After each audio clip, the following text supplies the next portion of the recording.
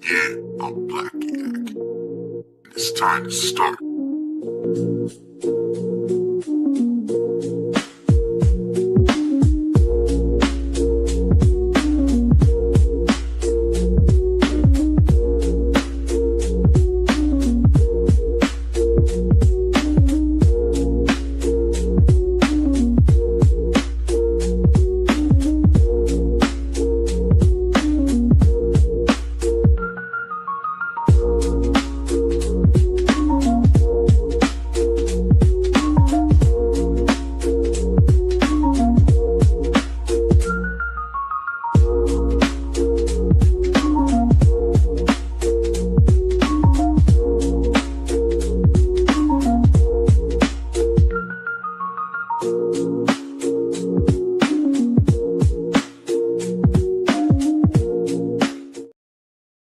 Seeing us again, you know? Bombs away. Let's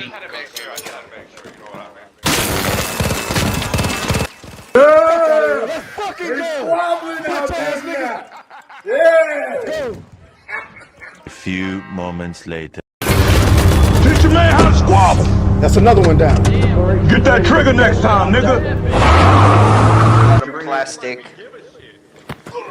Yeah. I'm sorry, I didn't mean to wake you up. My bad. Oh shit, somebody got me. Oh no, Angel! I know, they got me. They got me. Where? I'm good, Where? though. I'm Where? good. I got him. They had it. It was a comment. It was a comment. I got him. Fucking shit. Oh no, you're not getting out of I here. didn't even see that shit behind me. No, they're escaping. They're escaping. No way. They took the hatch and got out. Yes, they escaped. Nigga, what? You're standing right there, bro. No way. No way, dog. I'm sorry, I didn't know. Nigga. No way. They didn't really have shit anyway. They were on some free loadout bullshit anyway. For this nigga standing right there and let them take the hedge. I'm sorry, I didn't know. If you couldn't tell by my mallet, I'm Smash JT, and you're watching New Blackstreet. Hey, Creepier. Hey, shout out to the homie Creepier. The intro's playing. He says, what's the difference between this intro and Kata? One's about a foot shoulder. All right. Hey, good joke. Good joke, buddy. Hey, Creepier, that was a great joke. I got a joke for you too. Get timed out. You're timed out. Since you want to interrupt the intro with your stupid fucking jokes. Yeah, take that. Pause. Let's go. Okay. Hold on.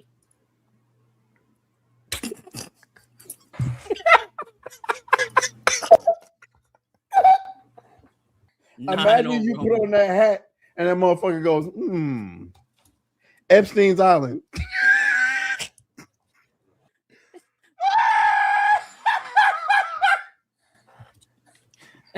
Hey, of all the schools that could have secret chambers, You know, listen.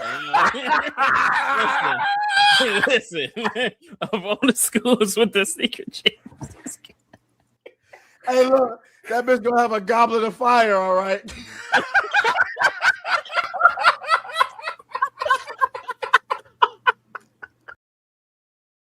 Hey, I'm Lumi. And you're watching New Blackstreet.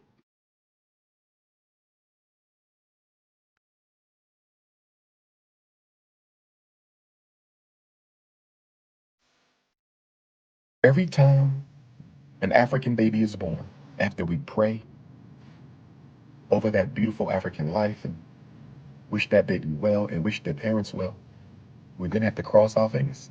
Because that little beautiful African baby, that little boy or girl, that divine gift of supreme consciousness, in 20 years could damn well be a coon. In 30 years could damn well be a coon. When we celebrate our high school graduates, after we celebrate our high school graduates, Get this nigga a you have to step fucking back and ask banana. yourself, how many of this graduating class of 5,000 are going to be coons? You have to ask yourself. When I see our high school athletes Get out of here. And I don't want to hear Nigwarts. I'm sorry, Hogwarts. Harry Potter and the Chamber with one in it. We're talking about Harry Potter and the Deathly Hollow Points. We're talking about Harry Potter and the Goblet of Lean. We're talking about Harry Potter and the Prisoner of Compton. He is a coon now. Do you understand? As the blackest person on the internet, my name is Hypnotic, and you are watching New Blackstreet. Oh, this man Kato like cream in his mouth, like cream in his mouth, like cream in his mouth, like cream, like cream, like cream, like cream, cream, cream, cream, cream, cream, cream, cream. Nigga, you gay. What sound does mac and cheese make when you stir it? I beg your pardon. I beg your pardon. I don't know. Oh my God! I get it. I get it. I get it. I get the joke. I get the joke. I don't get the joke.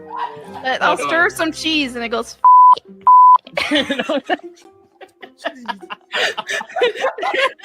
No way this nigga is talking about what I think he's talking about. But he's talking about exactly what I think he's talking about. And for those of you that don't know what we're talking about, Melly Mac, obviously you don't get the joke. This is what he means.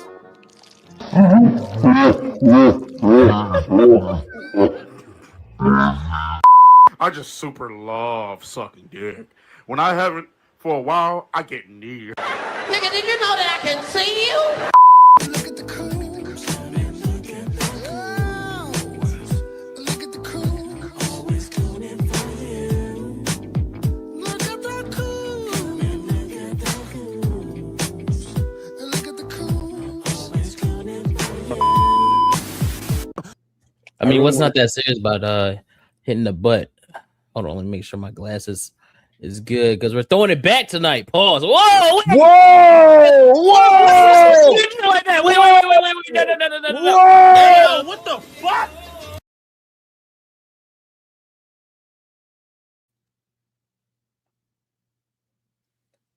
We can't even get 30 seconds into the show.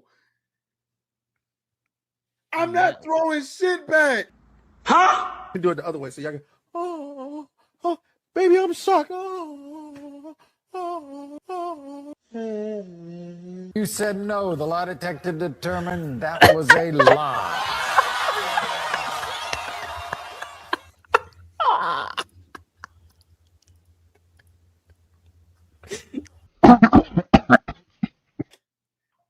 I meant like we're throwing, like, you know, like outfit throwback because, you know, these are glasses. Gay. Homosexual. Fucking gay.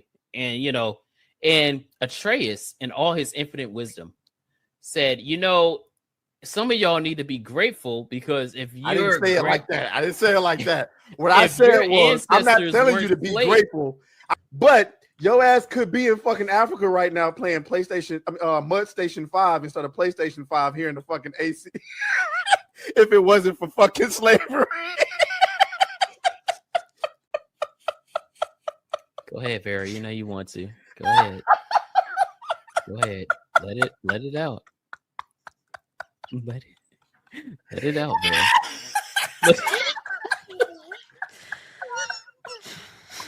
Let it out. It's okay. It's okay.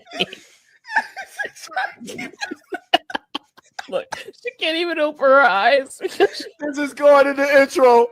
I shit you not. This is going in the intro. She can't even open her. If she opens her eyes, she's done. Hey. Took both of them back to back. No, you didn't. It was 2 shots in there, and I just took them all. What? Boy. Gay. Gay. Homosexual. Fucking gay. Shot my dog, I can't stop. Yeah. Shot my dog until she drops. 2,000 volts straight in her top. Cause my dog can't stay in her spot. Yeah. Shot my dog, I can't stop. Yeah. Shot my dog until she drops. 2,000 volts straight in her top. Cause my dog can't stay in her spot. Yeah. Hello there. I'm Moxie Dame, and this is New Blackstreet. You know, Trace and Kata, the guys that took my time slot on Mondays. If you're watching this, there's a good chance I'm actually live right now. So feel free to leave or just open up a new tab. No pressure. Snarky J, and then everybody's like, nah, it ain't working. No, we got it this time. We got it this time. We taking this to the back. What? All right, no, not in the back. Whoa! Hold on, no. Gay. Homosexual. Fucking gay. I'm gonna make you your sandwich, right? But I'm gonna slide my dick in between it. Yeah, nigga. You get a good little gobble out of that, huh?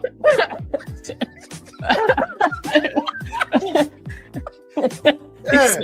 So he's you don't like it? Hey, you gonna take this? You don't like it? This. Look, you might. It's just a dick in your mouth. What are you, homophobic?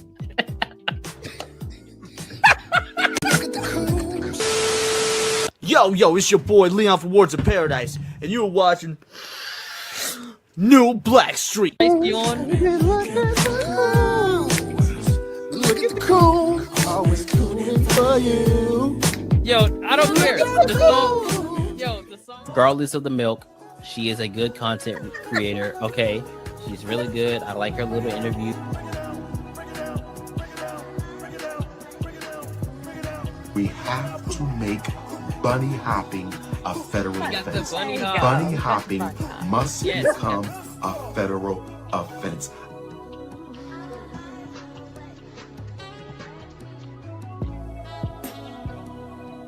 Stay great. Otherwise, I will come through your fucking window and make sure you don't wake up. Okay, bye.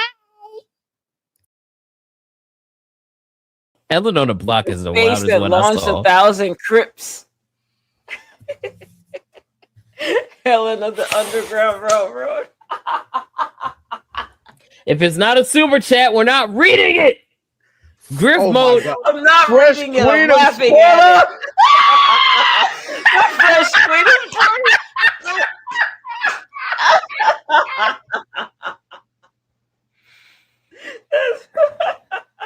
God damn it. We ain't ever getting sponsored. Hey, black people.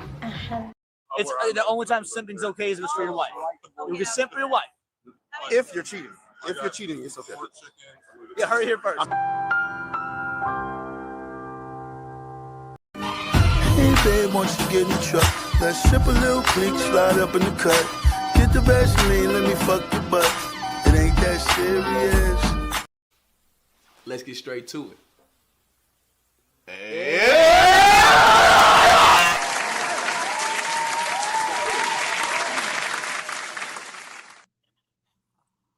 Chat, I have a problem. They got him, boys. Chat, They got him. I have a fucking problem, chat. They And got I need him. your help. I need your fucking help. Because I have a problem. I told you. I told you. I need y'all to help me with this addiction. And the way that you can help me is sending all of your money. Matter of fact, I'm increasing the price of the new Black Ship membership to $30 for each person. Okay? No refunds. No refunds.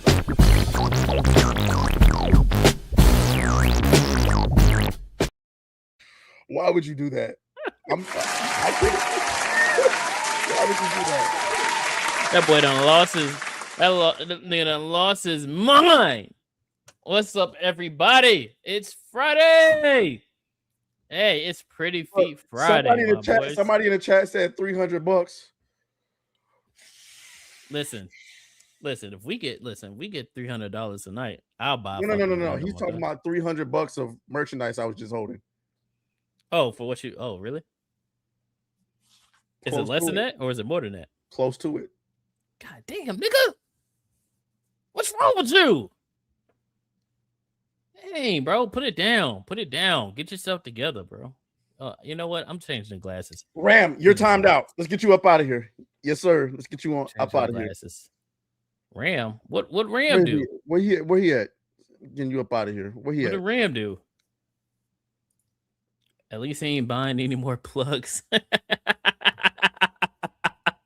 Yo, what's up, ladies and gentlemen? Welcome to New Black Street, man. It is Friday. Y'all know what time it is. We got a lot to talk about today. I don't even want to waste y'all's time like that. I don't want to waste y'all's time like that. It's good to see y'all. But y'all know what time it is. Unless you want to see Hunter Schafer on the screen half naked, you better hit the like button. All right, hit the like button. That's the. You know what? No, actually, I'm gonna play the. I'm gonna play the thing from Mixtape. If we don't get, we have 100 of y'all over here on YouTube. If we don't have 100 likes by the time we're doing our introductions and stuff like that, going over these super chats, y'all are gonna see something that y'all really don't want to see. You're gonna see something you really don't want to say. If you guys have been on Twitter and you know about the Mixtape situation, you know exactly what I'm talking about. So y'all better like the stream. All right. So yeah, it's your boy Kata, aka Khalil Too Short, aka the fine Auntie Hunter, aka the pretty toe appreciator, aka Mr. Not spending all his money on Gundams. This nigga's a hater, bro. aka the tallest man on the internet.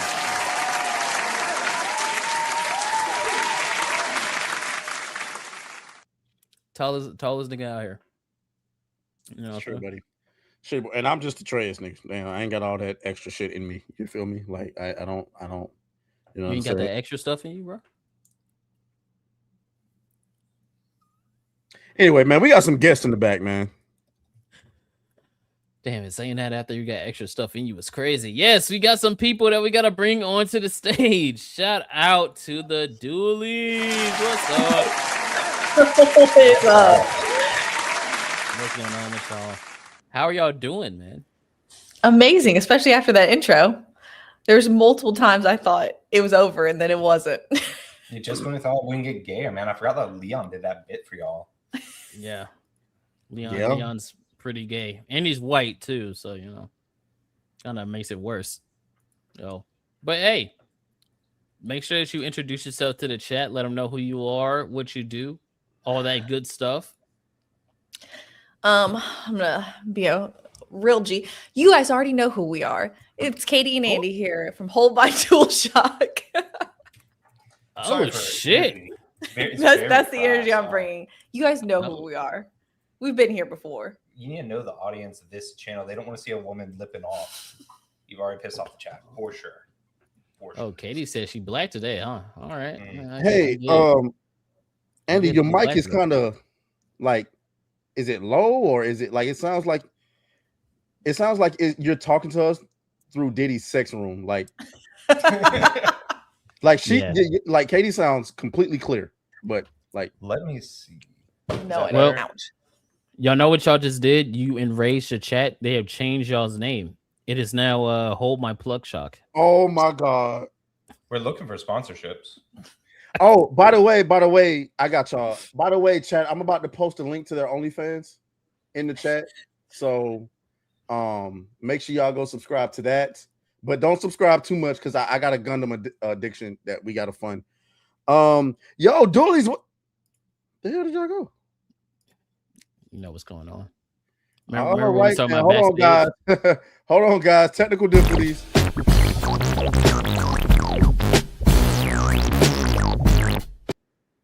Any chance we get to play that frog clip, we're gonna take it. We're gonna take the pause. Whoa! Hey, yo, what's going on with you, gang? I don't know. I saw Mortal Kombat 2, and my brain hasn't been the same since.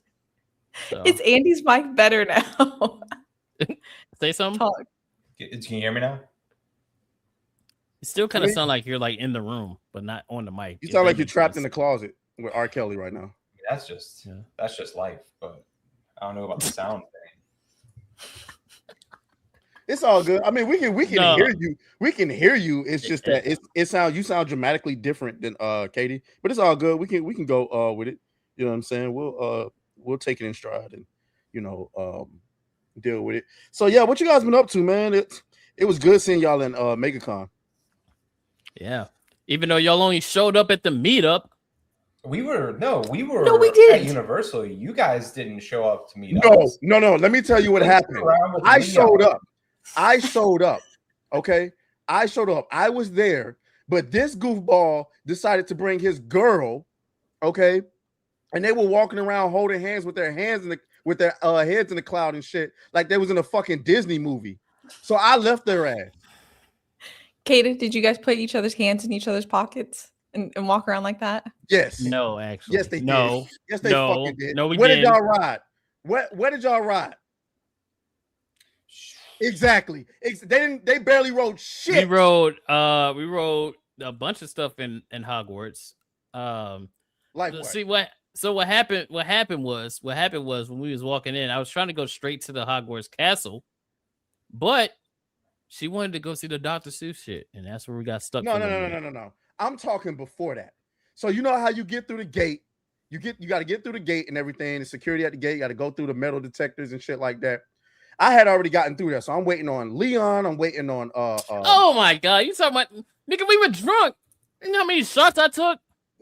What? You wasn't the only. Anyway, so we get through the gate and everything, waiting on Leon, waiting on Eric Jenkins, and everybody finally gets through the gate. We start walking.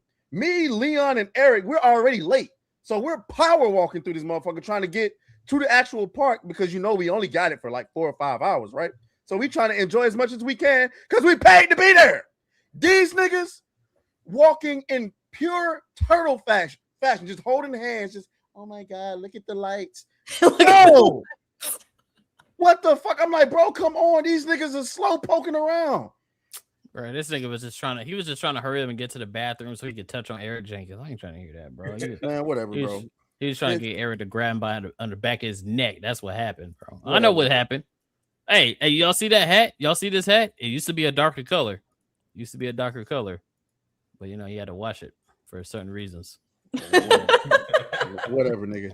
Whatever. The point is, notice how everybody was at the park enjoying the rides, and these niggas was enjoying each other. I was enjoying the rides. The one in the castle was crazy. And the Hogwarts castle was wild. But so yeah, chat. Let's go ahead and get to these super chats really quick, and let's get to it because we got a lot to talk about. God damn, we got a lot to talk about. We got bitches on the stand getting exposed. We got sales numbers coming out. We got a video games getting astroturfed by a bunch of flick of the wrist ass people. They almost got me. You almost got you. Let's get to these super chats though. Where that scamming ass nigga at? Donations, gifts.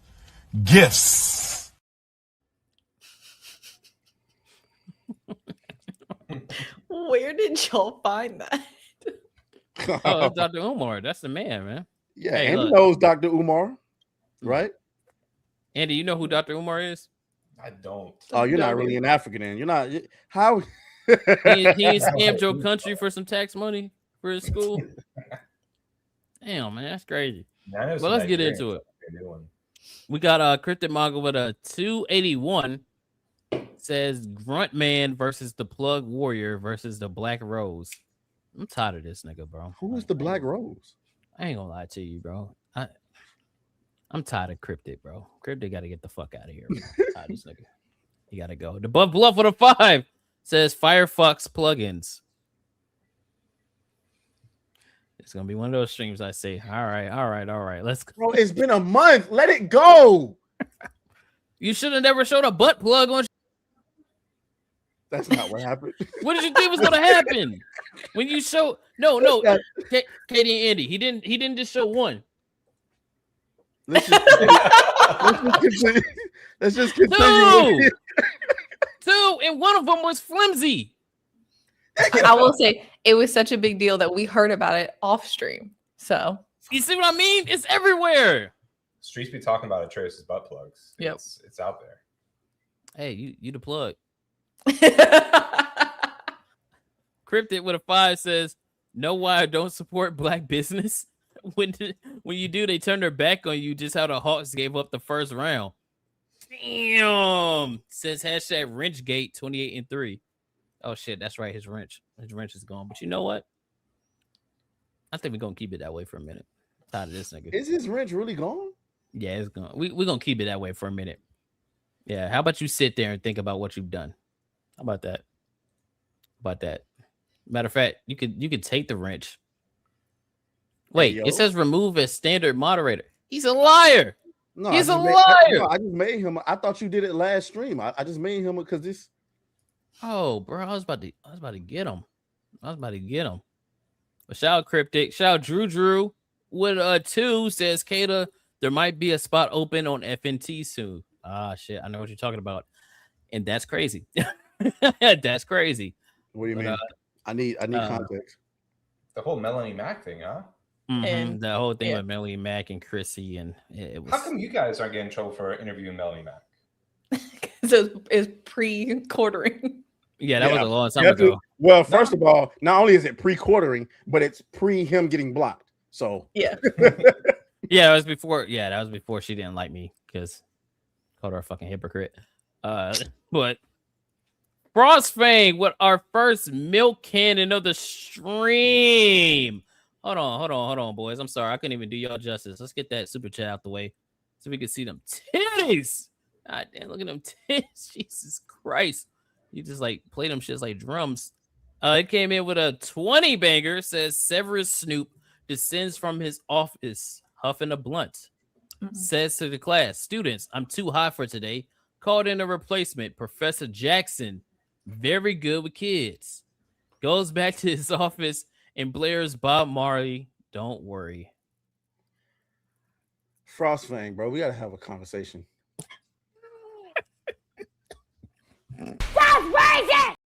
Yeah, we gotta have a conversation. we gotta have a serious conversation. I'm tired of him. FVA with a 10 says plug anus, pluggy, and plugginus, Knights of Atreus. Sith name Dark Plugnomus.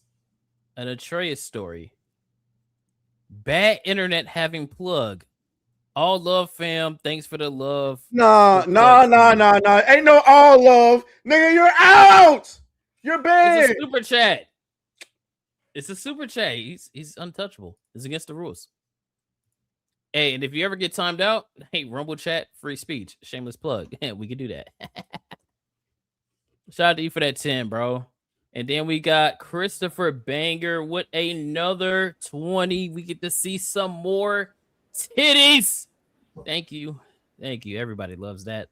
And he goes, yo, what's okay to goddamn, I can't. All right, I had a factory reset. He goes, yo, Kato, what's up? Muddy Waters, butt plugs in the stream. Let's plug in.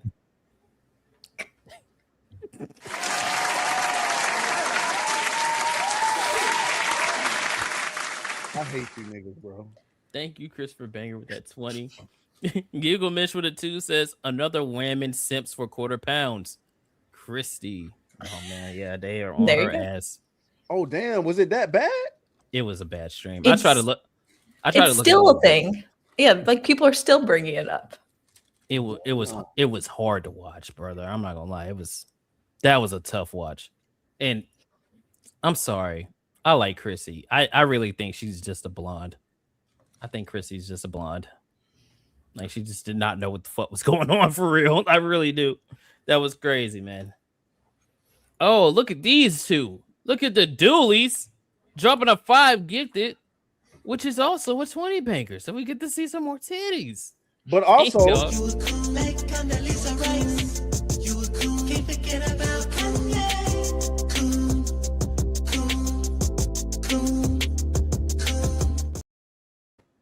thanks for making 5 new coons in the chat.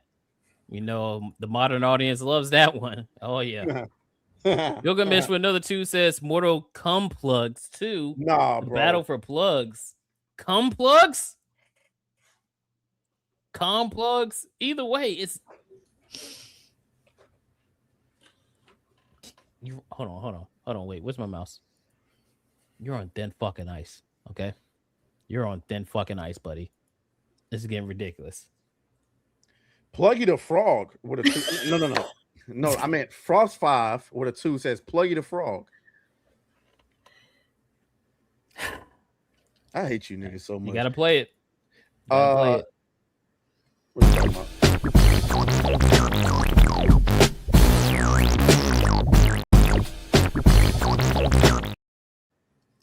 Yeah. Tiz said for a member for 2 months. He says 2 months marathon cooked PlayStation. Oh, we're gonna get into it. We're gonna talk about that. Cryptid Manga says hate Legos but builds Gundams. Bro, Gundams, first of all, Gundams are way harder than Legos. All right. Gundams are a national treasure. Legos are for national treasure. Did you say a national treasure? Yeah, but not you, you, bro. Oh, hold on, Gundams bro. are Hold on. Because I'm gonna figure this out right now. What are you talking about? There's nothing to figure out. Gundams Lego are better. Versus Gundam. Lego versus Gundam. Anyway, Hypnotic gives 5 new memberships. Shout out to all the new coons in the chat. Ain't got all the time in the world. Let's get it. You just know your coons, niggas. Banana Bomber Kang says the Banana Boys, Plug Man, and Grunt Boy, the dualies were definitely there, and you could went to IHOP with us after university. First of all, nigga, I need you to go back to literature class. Because every fucking super chat you put is never a complete sentence. Damn. I'm not giving you your chain back until you fix your super chats. Captain Killagun says, sounds like Kata needed to travel faster than 12 plug sex. Parsec joke. I'll be here all night. First of all, Paul. I got the Star Wars joke. I got it. UFO Omega says Gary too much a coward to kick her off. Listen, I don't got nothing to do with that. Banana Bomber Clan says plug man. Yeah, that's you. All right. Anyway, you want to know what else? He is? A loser because Lego is significant.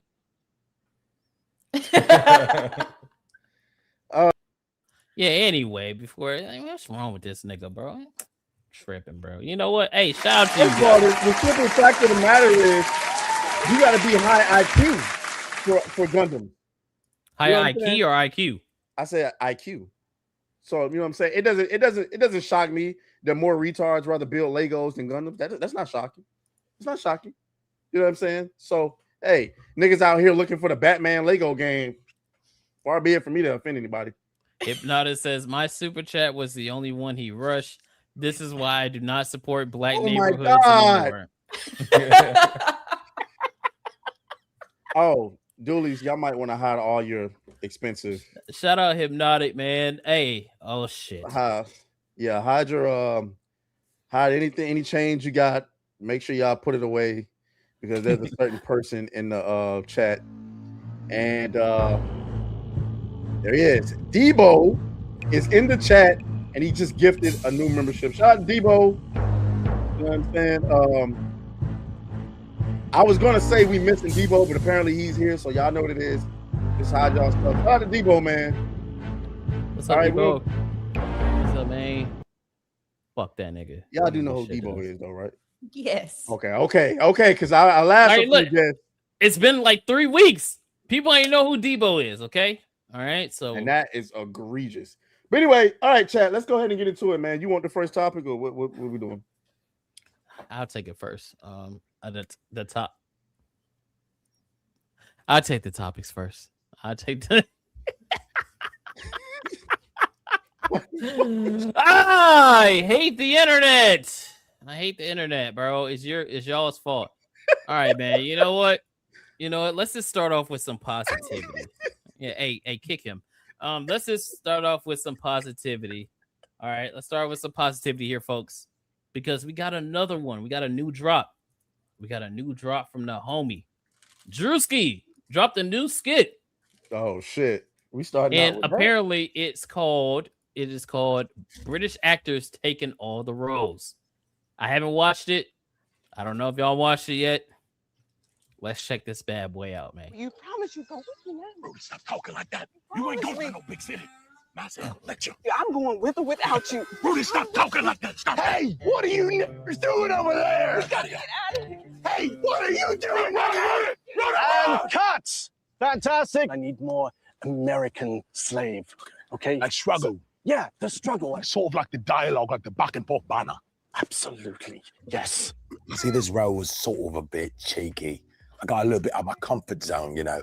During the filming of this role in this character, I felt oppressed, like an American slave, like a lot of struggle. I studied the art.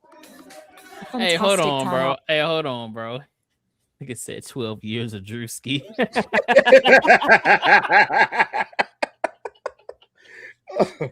I'm tired of y'all, bro. Tonight. I'm just arriving. We have Samson Dubois at the American Guild Awards. Samson, you look great tonight. How hard was it for you to change your accent? As a little boy from Manchester, I think, I struggled a bit with the dialect, right? But to really get into character for this quite astonishing role that I took on, to say the least, I put it all on the line. All right, 3, 2, 1. Hold on, bro. What's up with y'all? Don't let the chat, don't let them influence you. You have to be better than them. Drewski Unchained? I feel like a good idea at the time. Yeah, that's what they thought too. All right, man. Let's keep going. Action! I'm telling you, nigga. If you fuck with my shit, I'll kill you, nigga. You'll be fucked up. Fuck. Nigga, we family. Nigga, ain't no fucking family in this shit. We not family, nigga. Fuck family. Hey, cut. That's the one. Stunning. That was stunning. Great performance. Working with a good London boy, and I bother him all the time. I had a call with the director. It was quite quintessential to the role and great character development behind it. I put this fucking bullet in your head, nigga. I laugh because I'm penniless and a bit quite surreal. Samson Dubois. Samson, yo, who's the girl? Who's the girl? What's your next Samson movie? Dubois. What's your Samson next Dubois. movie? Yo, do you think your British accent gets you all the black roles in America? Come on, bro. Are you serious, bro? Do you think you're better than them? Better than who, bro? Black people. Yeah. Stop. You know what actor I thought of as soon as I just saw the end of that? Hold on, wait. Before you guess. Does it happen to be this one? Yep. Yep. That's the only person I was thinking of this whole time. Him, fucking Idris. Yep. Fucking Daniel Koala. However you say that nigga's fucking last name. Oh shit. If y'all don't know what this is, that's the dude from Snowfall. Bro, when I found out that nigga was British, shattered my whole world, bro. I was like, what? Did it? Because he sound like a nigga, bro. Like when he's on that show, he like damn good show, by the way. I watched it for the first time all the way through last year. Really good show. That dude sound like he a straight nigga, and then you like watch him in interviews and he's talking like that, you know. It's like, yeah, he's also the one bro. in F1, isn't he? Yeah. Yeah. He's in F1 too. Yeah. Do you think this is a real problem though? Like with them not having enough Black Americans, like maybe we need to bring some more over? Well, I mean, is it a problem for Black Americans? Probably. I mean, but like the way I look at it, the way I look at it is that like I'm finna get us canceled, by the way. The way I look at it is like, do I want to hire Black Americans who did one ghetto ass movie and think they deserve 20 million a year, or do I want to hire the fucking British guy who's just happy to be here because it's America? I think I'm gonna go with the guy who's happy to be here. You know what I'm saying? A lot of Black American actors be like Taraji P. Henson still crying about not getting paid enough, and it's like, bitch, your number one movie is a Tyler Perry movie. Did you see the Black actress who played Michael's mom is suing right now because she said she didn't get paid the same amount as the other actors on the thing? Wait, she played who? Are you talking about Nia Long? Michael's mom. Is that who it is? You talking about Nia Long from the Michael movie? Yeah. Then yeah, she's suing, right? Nia Long. Like you see what I'm talking about? You see what Nia Long thinks because she's popular amongst Black people that she should get paid as much as every. I'm sorry, Nia. Outside of the Black community, that nobody knows who the fuck you are. She's 2 G's away from having the perfect Black name, though, right?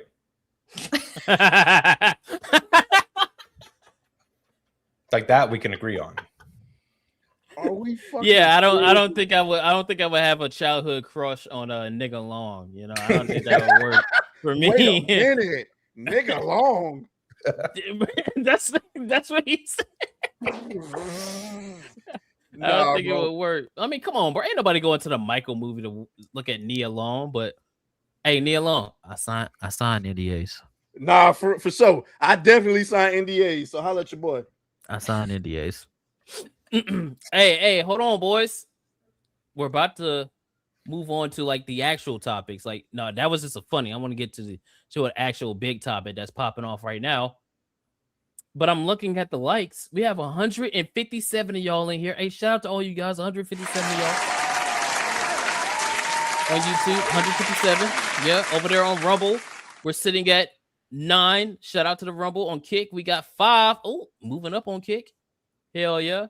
But for some reason, I only see 90 likes on YouTube. That's just not going to cut it, boys. That's just not going to cut it. So you know what's about to happen?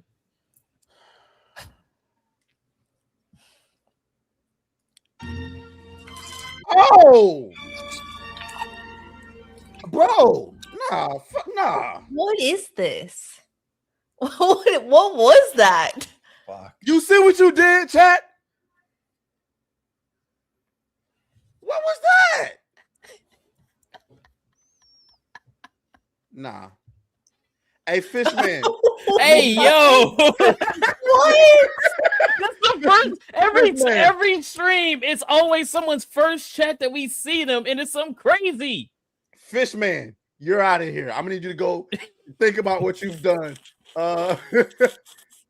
No, man. Y'all want to know what this is, though? This is a scene out of the hot new game, Mixtape. Are you serious? This is a scene from the game Mixtape. Yeah, you know, the one that's getting 10s out of 10s across the board. Like, apparently, this is the new darling game. And I've been watching gameplay. There is none. It's an interactive movie, like literally, in all the worst ways. But it's getting 10s out of 10s, and it's a coming of age story about some kids in the 90s. And they thought that it was good enough to showcase, you know, them trying to make out.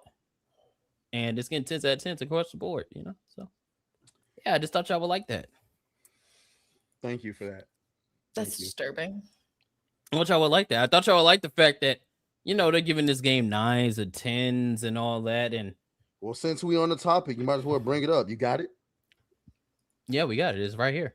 It's right here. The new Mixtape game that everyone, like all the people, like, and when I say everyone, I mean all the people that are in the access are praising this game, like saying it's like one of the best games they've ever played, and they love it, and it's all this other shit. And I'm looking at gameplay. I looked the shit up. It's not a game. Like, it quite literally is not a game. It's an interactive movie. Like, we have Christina Tasty right here. Crazy fucking name, by the way. Oh, crazy name. Oh, that's crazy. I had this clip ready to go too. I want y'all to. I think she could explain it because she's played it. All right. I have no intentions on playing this game. Nope. But we'll just let her explain it. So in this cutscene, we're just going to. Oh, by the way, we're going to ignore this. I'm not going to be pressing this. Yeah, and there's going to be, you know, obviously music in the background. Who gives a fuck? Single thing. I'm just going to be ranting, as you can see. So this is a very pivotal part of the story where you're about to save your friend from their cop dad, or what little story there is, anyway. I say this, but I don't feel anything. Mostly because there's absolutely, like, virtually no, like, character insight. You've seen some Family Guy cutaway gags of the gang hanging together, but also, I don't need to do anything. I'm not pressing anything. She just keeps running. There's no consequence. She's gonna make it regardless. I should be cool. My heart is pumping, but no. Interactivity can make mid-story better. But this game does not understand that because it doesn't want to be a game. This is the game. This is how most of the game functions. And not only that, you've got to focus on the fact the background going at 60 frames per second and the character is going at a janky frame rate that makes it look like she's running on 989 ms ping. And she keeps... Hold on, I want to pause it real quick because I fucking hate that new thing. Like, I like the Spider-Verse movies. Don't get me wrong. I hate that they popularized that animation style. I hate it, dude. Like, it's so janky to look at, where it's like the on purpose 30 frame per second thing that you're doing with the animation. I can't stand it. I really can't stand it. It gets very, very bad. But yeah, let's keep letting her cook. Still not pressing anything. She's still going. I'm still not pressing anything. It's just like all these set pieces and all these moments where your input means absolutely nothing. And I'm supposed to point at this and go, look, it's like Ferris Bueller. It's like Ferris Bueller, guys. And oh, by the way, look at the rubber ring there. Excellent. They really appreciate the fact somebody obsessed with Sony animation. We were forced to play the slushy scene, but we did not need to interact with the pivotal character moment. Well, look, there's going to be a moment here. I'm not going to press anything. Oh, she did a quirky thing, but I didn't do that. The game did that on its own. Almost like this should have been a fucking movie. You know what? I think that's it right there. What she just said right there is exactly that. That's my whole thing right there. But it also puts into perspective why the media loves the game so much, because remember we talk about how video games are trying so hard to be like Hollywood and trying to like they want to be taken as serious as Hollywood. Well, like what the fuck are we doing? Like I want y'all to put into perspective. Bring up those reviews again. IGN gave this game a 10 out of fucking 10, right? A video game. Need I remind you what they gave Crimson Desert? A 6. A 6. Like they gave. Let's give it a moment of silence. Let's give it a moment of silence. I'm gonna say it one more time. IGN gave this game a 10 out of 10, and Crimson Desert got a 6. Yeah.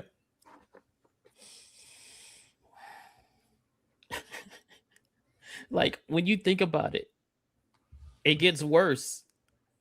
Because this game is like not a game, and Crimson Desert is one of the most video games I've ever played in my life. And they gave that a 6, and they gave this a 10.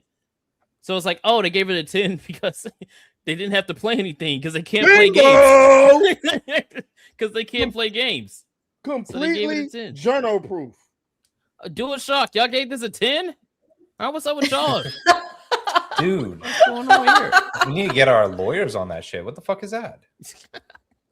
But what are y'all thoughts on it? Hold on, I'm gonna play this one. I'm gonna play this clip. Bro, I think this is the problem of like when so many, I don't want to be sexist, but like with women infiltrating gaming, because this reminds me of, you remember like all those trash mobile games? I literally was gonna say this like looks all like a mobile the game. skanks used to play where it'd be like, it's the interactive cheat on your boyfriend, go kiss his dad type shit. Like and so it's just like interactive like movies. And that's what they want. Like they want drama. It doesn't look like, because I saw some people bring it up. Oh, y'all don't like this, but you like Telltale games. And it's like, yeah, because there's actually interactivity with those games. You're making like you have to make a choice in the gameplay. And there's actual gameplay sections where you have to like move, you have to shoot, you have to do all that. It's not just like an interactive movie. And I need to put this out there because there's going to be people, oh, y'all just hate women and, the gays and all that. I mean, it's not necessarily wrong, but but in all seriousness, that's definitely part of this game, right? Like in the story. I don't know. I have no idea. I wouldn't be surprised if there's some gay shit in the game. But to be honest, you can have this game out here, but you can't be out like, oh, you don't like video games, or you're X, Y, and Z because people don't want to play this interactive movie. Like that's pretty much all it is. Like this is what's happening right now. Look at this. And I used to watch Moy Dog's videos because he used to make videos of like Battlefield and shit. Look what this nigga said. He said, if you're mad at this score, you're outing yourself as never having hobbies, never having a friend group, never having a relationship, and never being able to just stare at the ceiling with a buddy talking about life. What? Bro. What does that have to do with the game? What does that have to do with the game?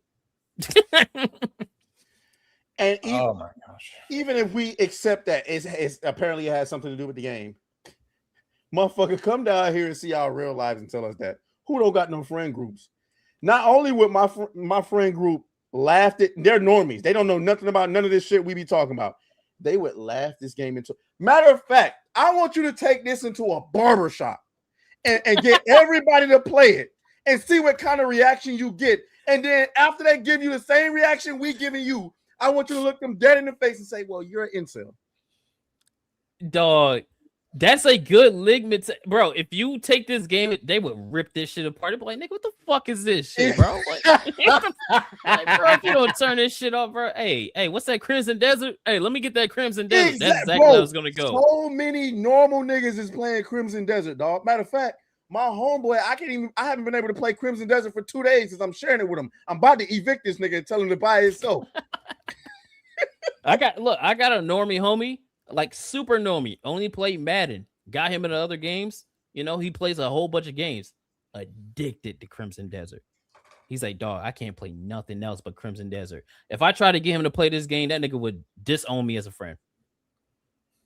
He'd be like, bro. Hold on. Let me get to this comment real quick made by Hypnotic before that nigga fucking blow his goddamn. The reason the male reviewer gave this game a 10 out of 10 masterpiece is because, and I quote, the game sang to my heart and made me feel special. But that's what they want, though. Hold on, bro. You're the lying. male reviewer. You're lying. It's revealed by Simon Cardy. Okay, that's a man. This is a coming of age story. I need to see it. Hold on, wait. Is it Control V or Control F? Okay, here we go. Saying it's not showing up. It's not showing up on here. Should just be able to Control F and then it will show it. But let's see. Just Control F made me feel. Let me see. It's only one. Look, I was going to be a mark for Mixtape as a coming of age movie lover with an ear linked to guitar music of decades past, who often indulges in a bittersweet sensation of melancholy. Beethoven and Dinosaur may have made it just for me. He said go to the part after the score. 10 out of 10 masterpiece. Or is it in the verdict? Oh, he said it's in the video. He said it's in the video. Oh. Yeah, I don't want to listen to that nigga talk. Yeah, I don't either. I want to look. Let's read the verdict though. Let's read the trust verdict. me, bro. Just trust me, bro. I love how the first word is nostalgia. Oh my gosh. Nostalgia is a bittersweet feeling, but one we can't help but fall into the clutches of, whether by choice or not. It's a sensation immaculately captured by Mixtape, a soulful journey that creates new memories you felt like you've had for years at every turn. Every song choice is perfectly matched to the novel vignette it backs, delivering a new fleeting joy with every chapter as surprising gameplay twists are woven throughout its gameplay campaign. Where's the gameplay? You know what I saw a bunch of people call this? What? And I know we're tired of the word. They've been calling it millennial slop. Yeah. Speak for yourself. I'm not tired of slop. I use it every day. What did somebody else say? He said millennials can't stop having coming of age stories because they've never came of age. Because they've never grown up. First of all, fuck you, nigga. I'm a millennial, but still, that shit is funny. Did you see an article saying that millennials are outpacing like children in buying toys? And so they're like the number one person who actually buys toys.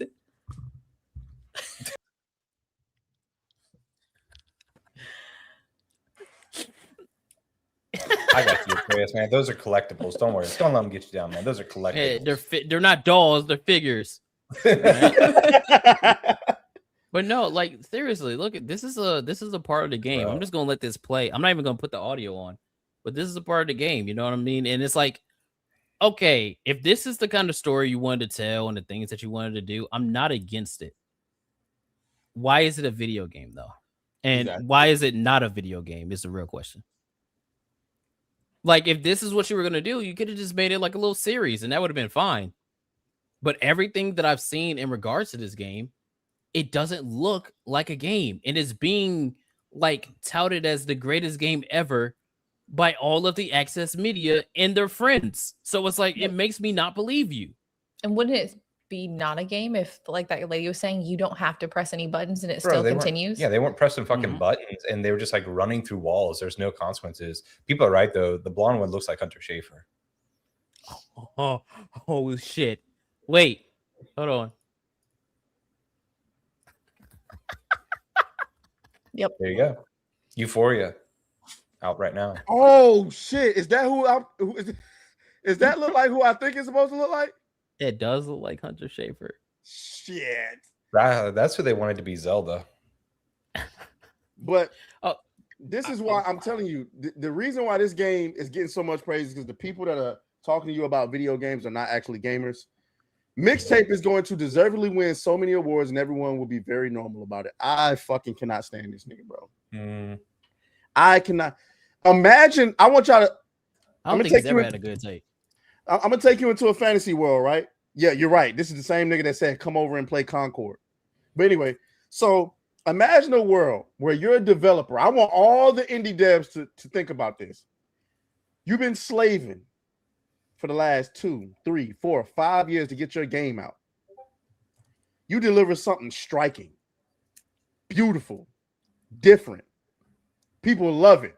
You're Slay Spire. You're Crimson Desert. You're Resident Evil Requiem. And you get to the Game Awards and you're losing awards to fucking Mixtape, a game where you don't even have to pick up the controller to play.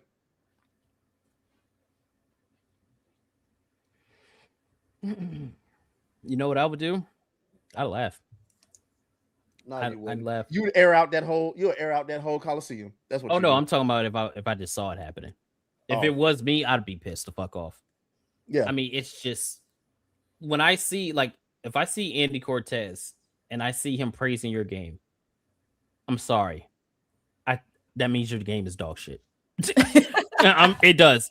He didn't like Crimson Desert. He didn't like Crimson Desert. He liked Marathon. And remember that whole video where he was trying to get people to play not Crimson Desert, fucking Concord. You know, like, he doesn't have a good track record. I don't really believe you. Like, I feel like you're being paid to say this, even though you're probably not actually being paid.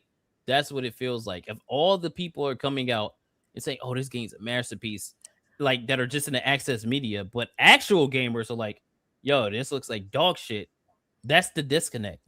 Mm-hmm. But doesn't it seem like they are being paid, and that it's like a unifying message when the comment underneath is saying that all of the reviews have the same language? No, I don't think they are being paid, because if you think about it, if Mixtape, how much does Mixtape have to pay them? I don't think this is them being paid. I think this is just a industry-wide standard that everybody is expected to push in order to get access. Gotcha. And if you're kind of funny, let's keep it a bean. You niggas ain't grew over there in how long? When was the last time? Like think about it. Outside of roasting these niggas on Twitter and YouTube, when was the last time you seen a kind of funny clip even get negative press? Yeah.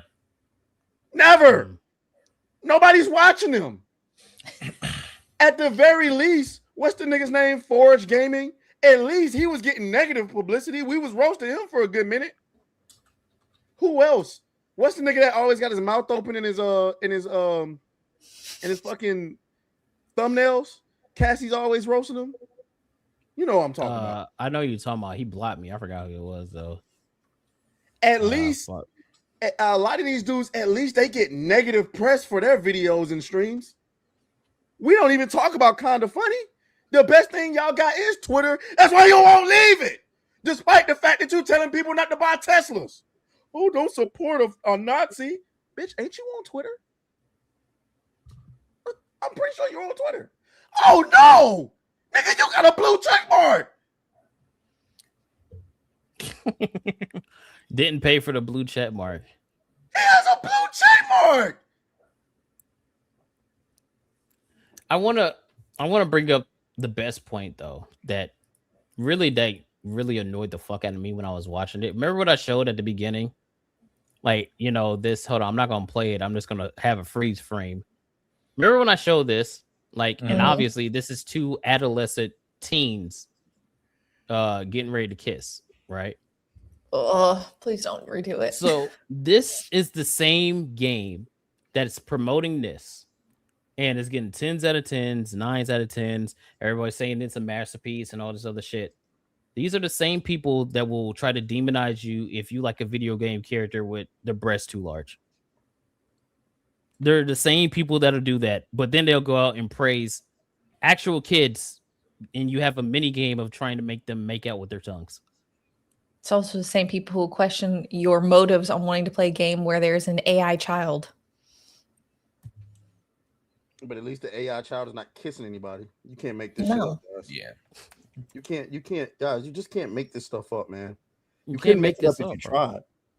Right? It's so weird, man. It's so weird to me. Like, I have no desire to play this game, man. Because it just looks cringe. It looks cringe, bro. And it's like, if all the people that I've noticed have bad takes or saying it's good, then it's probably not good. It's probably not good, bro. Like, to be quite honest with you. So, yeah, man. Play it again just for the one time. You know what I'm saying? Just for the one. Just so y'all can see how cringy it is. Yeah. Just one more time. I need y'all to see. Let me full screen it. Hold on. Let's do the whole thing. We're gonna watch from the beginning. Yeah, let's do the whole thing. Hold on.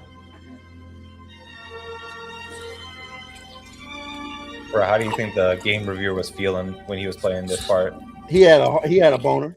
That nigga was brick playing this shit. He was bricked.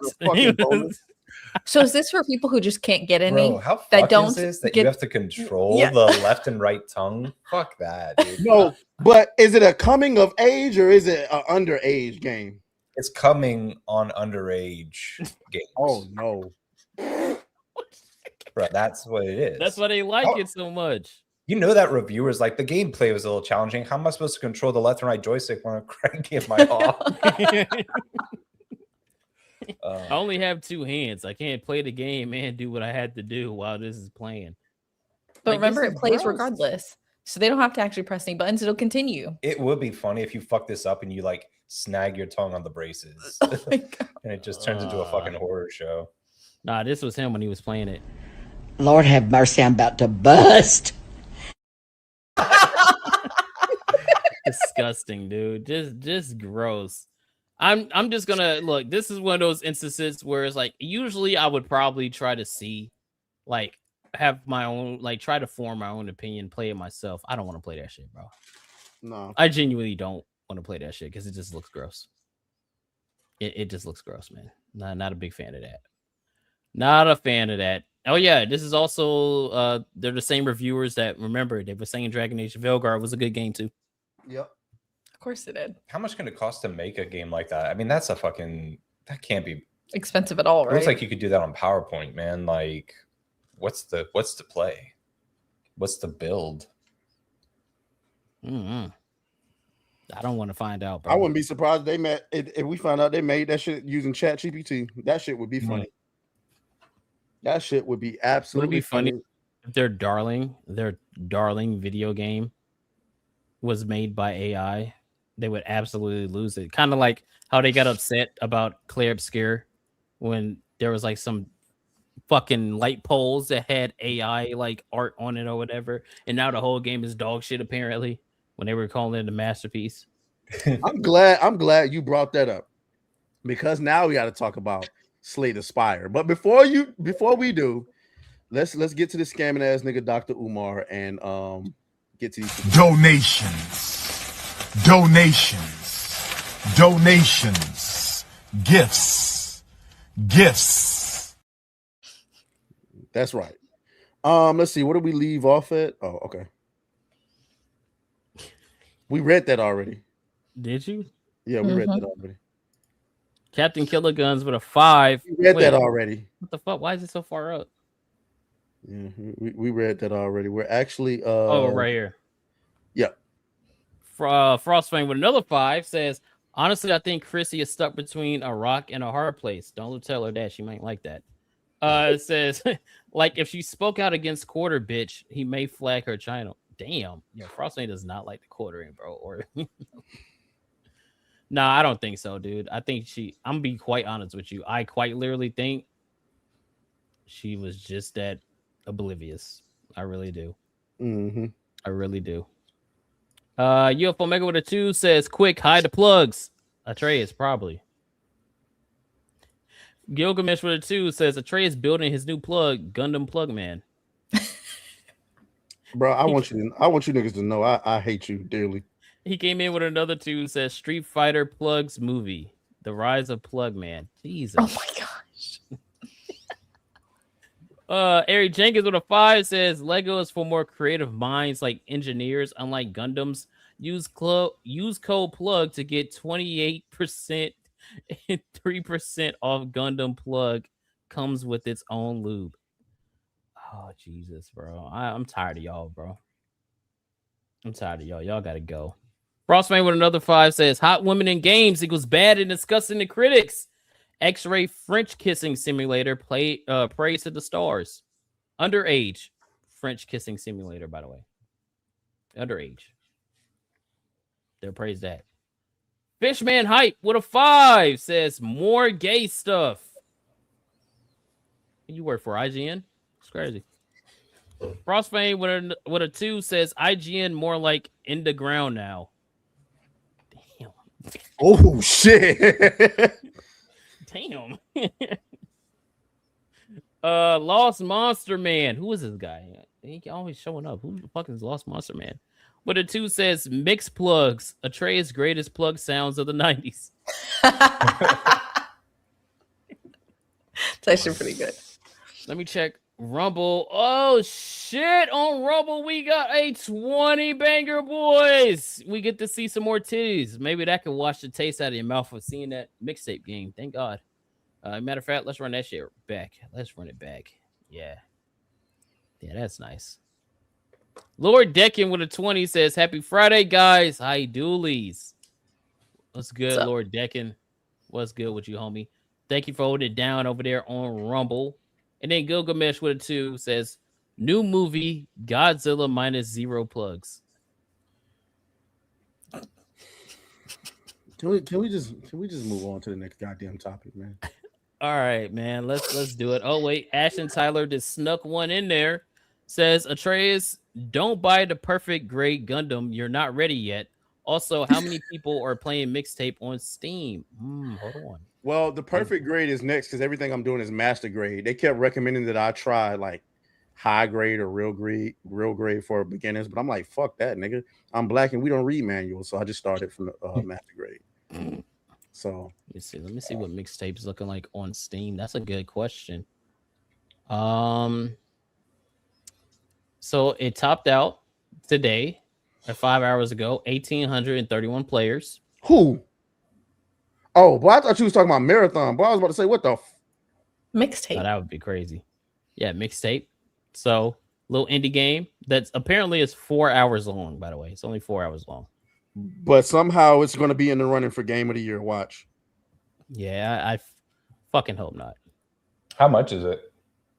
Let's see. Let's go to Steam real quick. Let's see how much it is. It has to be like $15, bro. There's no way it's like more than that. For 4 hours? This better not be like no $20 game. Let me see. It is $20. Bro. It's $20, but it's on sale right now, so it's $18. $17.99. If you spend that for a 4-hour game, you deserve to not be able to afford groceries. That's just the way life is. Okay, before we get into the Slay the Spire drama, let's get into some niggery. All right, let's get into some niggery really quick. So y'all don't like listening to my debates, and that's fine. But I want y'all to know that Atreus gets proven right all the time. I told y'all last year when we was having a debate about dating to stop letting your girl go on these girls trips, especially to places like Miami. There's a viral post going around that this dude posted up, and let nigga, listen to this. He said, stop letting your girl come to Miami. So I'm at this day party with my boys, meet this badass shorty, we clicking heavy, vibing. She ends up coming back to the crib with me, and yeah, I cracked. We finished, and we just chilling, cuddling in the bed like it's all good. We chilling in the bed, and next thing you know, her phone starts ringing, FaceTime from my man. Yikes. She picks up trying to lie her ass off. I'm back at the hotel with my girls. Bro did not believe that for a second. He already called her friends before he called her, and they confused the stories. He went off on her, said she was lying, and broke up with her right there on the phone. As soon as she hung up, she started crying and tried to flip it like it was my fault. I'm like, nah, sis, you were the one with the whole man and still came home with me. I called her an Uber and sent her ass out my apartment. I wasn't even trying to be around that. This is exactly why you don't let your girl go on girl trips to Miami. They out here moving crazy with zero guilt. Katie and Andy, I need y'all's immediate reaction. Katie knows that chick.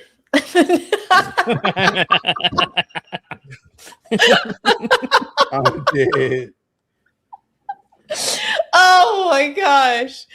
Hoes gonna be hoes? I don't know. Like, I feel like if you have a girl who wants to go on a girl's trip, that should be a red flag to begin with. Bro, the way is this the chick's question? Is this the Yes. Yeah, bro, look at her. She was getting fucked at home too. Like, that's not like she just went to Miami. Look at the way she's built. Like, she's not like, no, but like, I don't want to look at that. She's not like only cheating when she's in Miami. Listen, if your girl is trying to go, like we talked about this, remember with the Usher concert, the Usher and Chris Brown concert. If your girl is trying to do any of these activities and you're not involved, let her go. Well, but see, here's the thing. I think you can be involved, and she's still gonna go. Like, I've heard stories. There was one story recently. I don't have it, so I'm not gonna bring it up. There was one story that went viral where these dudes was recording this dude crying. It was a black dude. He was crying because his girl left him stranded in Miami. What? She did. Yes, they came. He brought her to Miami. They came to Miami together, and he claims, I don't know if he was, being honest or not, but he claims he was about to propose to her, but she wound up disappearing, and he couldn't get back into the hotel, and I guess they didn't have a rental, and so they would the dudes. These were some random dudes. They was trying to call her for him, and her shit kept going straight to voicemail. I was like, yeah, bro, you're cooked. Not that he's lucky, but two, it's kind of what he gets, because what is he crying for? Suck it up, bro. And just be like happy she like ghosted your ass and propose. He was gonna propose, and she had the audacity to dip out. Like, also, by the way, how do you lose your girlfriend? What do you mean she disappeared? Well, this happens all the time. Another video. I don't have this one either. Another video where a dude, this wasn't his girl, but he flew a girl in, and he flew a girl in, and she stayed at his place that night, and he caught her trying to sneak out that night. To go where? She was dressed up in heels trying to sneak out. He was recording. He flicked the lighter on him. Was like, "Where the fuck you going?" And she was like, "Oh, me and my friends about to go out." He's like, "What friends you got down here? You ain't telling me about no friends you got down here." I'm telling you, there is a lot. See, y'all married. Y'all not out here in these streets. It's a lot of audacity going on out here. A lot of it. So y'all also got to remember he live in Atlanta. This ain't these are stories that are not in Atlanta. I'm just saying, I'm pretty sure you've seen it firsthand too. I've seen some crazy shit. Listen, I done seen a story. Keep in mind, guys, didn't we just cover the Mike Vrabel story? Exactly. It ain't just Atlanta. Mike Vrabel, the head coach of the New England Patriots, was out here busting down the athletic journalist who was also married and named her fucking child after her side nigga. Don't act like it's just us here in Atlanta. Keep in mind, they just got exposed for renting a boat while she was, 7 months pregnant? Yeah. Bro, do you think so? Was the baby his? Do you think it's just a New England Patriots thing? Because Bill's out there just running through 23-year-olds. I mean, I mean, at the end of the day, I think it's just hoes gonna be hoes, you guys. Yeah. You gotta pay attention. There it is. you There know it what? is. All right, guys. I'm glad you brought that up. Hold on, because Atreus, I found your spirit animal, bro. I found your spirit animal. That's all I'm gonna say. I'm just gonna let it play. I'm gonna let it play. Listen to this. I don't think y'all understand what I mean by the more you lie in a relationship, the more your lies will outweigh the truth. Because, for example, in a math equation, 4 plus 4 equals 8. That is the truth.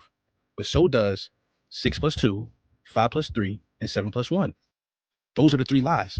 So if I go to somebody and be like, well, 7 plus 1, 6 plus 2, 5 plus 3, and you just be like, well, 4 plus 4.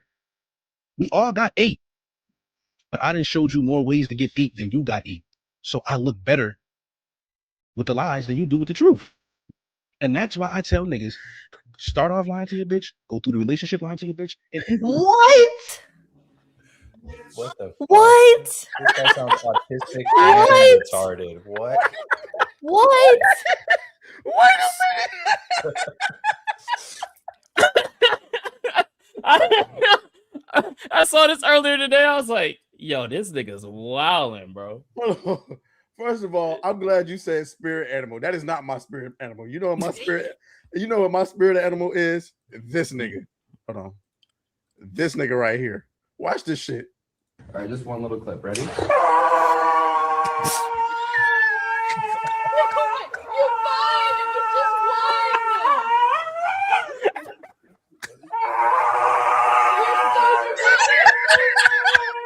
right, just one little clip. Ready?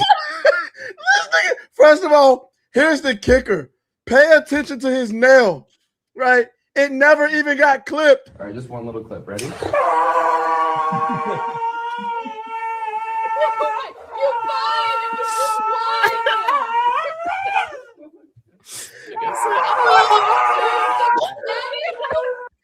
I was like, bro, shut your dramatic ass up. Oh shit, bro. Love the internet, bro. Love it. It's crazy. God. All right. Oh. We got to get to an actual topic, man. That shit had me fucking dying. So, all right. So let me set the stage really quick. Y'all know earlier this year, what was it, around about February, we had the surprise launch of a game called Slay the Spire 2. I don't know about y'all. I know I've told y'all that Crimson Desert got me by the balls, but if Crimson Desert got me by the balls, Slay the Spire 2 got me by the throat. Nah, nigga, you're fucking gay, bro. You're gay as hell, bro. No, that was gay. Yo, check out my shirt. It says send nudes. Clever. Slay the Spire 2 dropped, and that is Slay the Spire 2 is an awesome game. I never knew that a card game could be so addicting. Well, no, that's not true because Yu-Gi-Oh! It was one time I was playing Yu-Gi-Oh! A lot, but it was an amazing game nonetheless. And y'all know Slay the Spire was averaging 500,000 concurrent on PC for like 2 months straight. So now it's being revealed, right? Oh, I got the wrong shit up. Now it's been, where is it? I lost it. Oh shit. Hold on, guys. I got you. Hold on.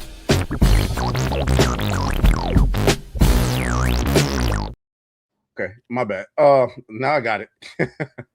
It is now revealed that Anita Sarkeesian was revealed to be involved in the development of Slay the Spire 2. And for those of you who are new around here, Anita Sarkeesian is like Voldemort in the video game community. You don't speak her name. But that means this game fucks, right? Apparently so. That means if you loved this game before, you were wrong. It's trash. It's garbage. It's cheats. Which means you should probably go and see a doctor because you've been playing a game that actually sucked, that convinced you that it was good because Anita Sarkeesian is in it. So now the game is facing backlash, right? Let's see if we can. I'm gonna remove this really quick. Let's go Slay the Spire. It's being review bombed, right? On Steam. Where is it? Here it is. Here's the post from these grifters. Slay the Spire 2 is facing backlash after players discovered Anita Sarkeesian listed as a consultant in the credits. Gamers are leaving negative Steam reviews saying they regret buying the game and would not have purchased if they knew. Some are requesting refunds while it is still in early access. I need you guys' immediate reaction to this. My immediate reaction, which I think is the correct reaction, it's completely valid for people to be upset that she is involved in this video game because of how she has quite literally almost single-handedly destroyed like gaming journalism and criticism, like, and not on a small scale.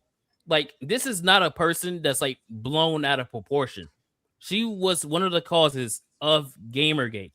She was on world stages demonizing video games and trying to push her feminist agenda. Like, this is a literal poison of a person. There's a reason why it's like 10 plus years later, and anytime you see her face, you're like, ew, fuck that bitch. Because she's a plague. She's a plague, bro. Like, it's not something small. So, yeah, the game Slay the Spire 2, good game. It is. Fucking love it, right? Very good game.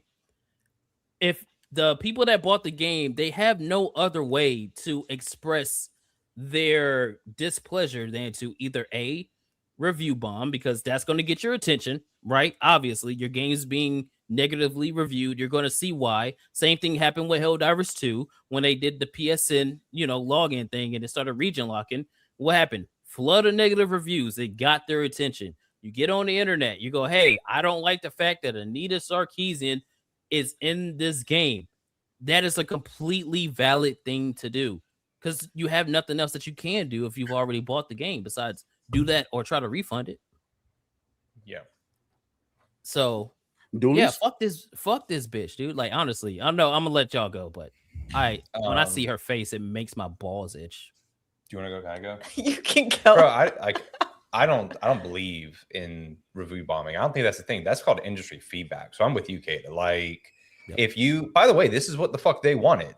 They want us all to not be able to separate the art from the artist, the activist from the game reviewer. Bro, if this was like J.K. Rowling, they'd be doing the exact same thing. So I don't see any problem with you saying, hey, your consumer base doesn't want you being associated with this person because that's what they're all about. Also, why is she consulting? What the fuck is she consulting? Like, that just tells you that they wanted whatever perks come from working with her in the industry. So that's a huge red flag. Like, what does she have to offer the game? Like, after playing Slay the Spire 2, what insight could fucking Anita Sarkeesian give you to make that game? That's what I was gonna say. I'm like, I don't understand what the point of her being a part of it was, unless they thought people weren't going to find out. Because wasn't it revealed recently? Like, it wasn't like public knowledge. It was in the credits. Yeah, it was in the credits because it's an early access game and that started getting added in. And then people saw it and it's like, Anita Sarkeesian? Like, Gamergate Anita? Like, so wanted to marry herself? Anita? Yeah, in the video knew game? it was going to be an issue, so they didn't market it with her name ahead of time. Like, they weren't putting her front and center to be like, "Hey, she was a part of the game." This is going to be like a. Okay. To be fair though, I don't think any game markets themselves as, "Hey, we hired such and such as a consultant." It's more of the consultants themselves to say, "Hey guys, by the way, we work with this game," and I think that the industry is kind of clamped down on them advertising it. But I think, and then when people started looking into this, that's when they found out about this, which is, I think this is what she has on her website or something like that, where she's gotten like quotes from these developers saying, great things about her, so she can take it to the next studio and say, hey, I worked with Devolver Digital. This is what they had to say. Anita's work has been an essential part of the Devolver production workflow for a long time now, whether it's a quick sense check or a full consultancy gig. Our teams have always benefited hugely from collaborating with Anita and her group. She is at the forefront of promoting diversity and inclusivity within our industry. And for that reason, she's a vital part of our work. Now, fuck that. Because everybody's focused on Devolver Digital. What I was more focused on is what Double Fine had to say about working with Anita. They said, we worked with Anita on Psychonauts 2, and she helped us make a better game. Anita pointed out multiple issues that were in blind spots we didn't even know we had. Okay? She provided perspective and helped us avoid saying things with our game that we didn't intend to say. And wouldn't want to say if we knew we were saying them. Basically, she helped us avoid stepping in multiple bear traps. The fuck? This bitch created a problem. Bingo. She created a problem and then made you pay her to solve the problem. These niggas are actual grifters. Not even that. The fact that they said she helped us do less harm. Oh, dude, every single word there, blind spot. This is all coded language. It's the vernacular that they've built. But this is what I'm saying. Like, it doesn't matter what industry, by the way. This isn't just gaming. It's every industry. Movies, there are people that try to create a brand that you have to live up to, whether it's fair trade, organic, gluten-free. And there's a lot of wiggle room with who gets paid to earn that certification. And so whatever she's got going on, it's the same like the Sweet Baby Inc. thing. There's a mechanism that makes it so that you're afraid not to ask them to come stop by for a fucking visit. Because then you might have some blind spots. And if you don't, then they come for you and say, we can't vouch for this game. It's probably made by Nazis. It's probably whatever.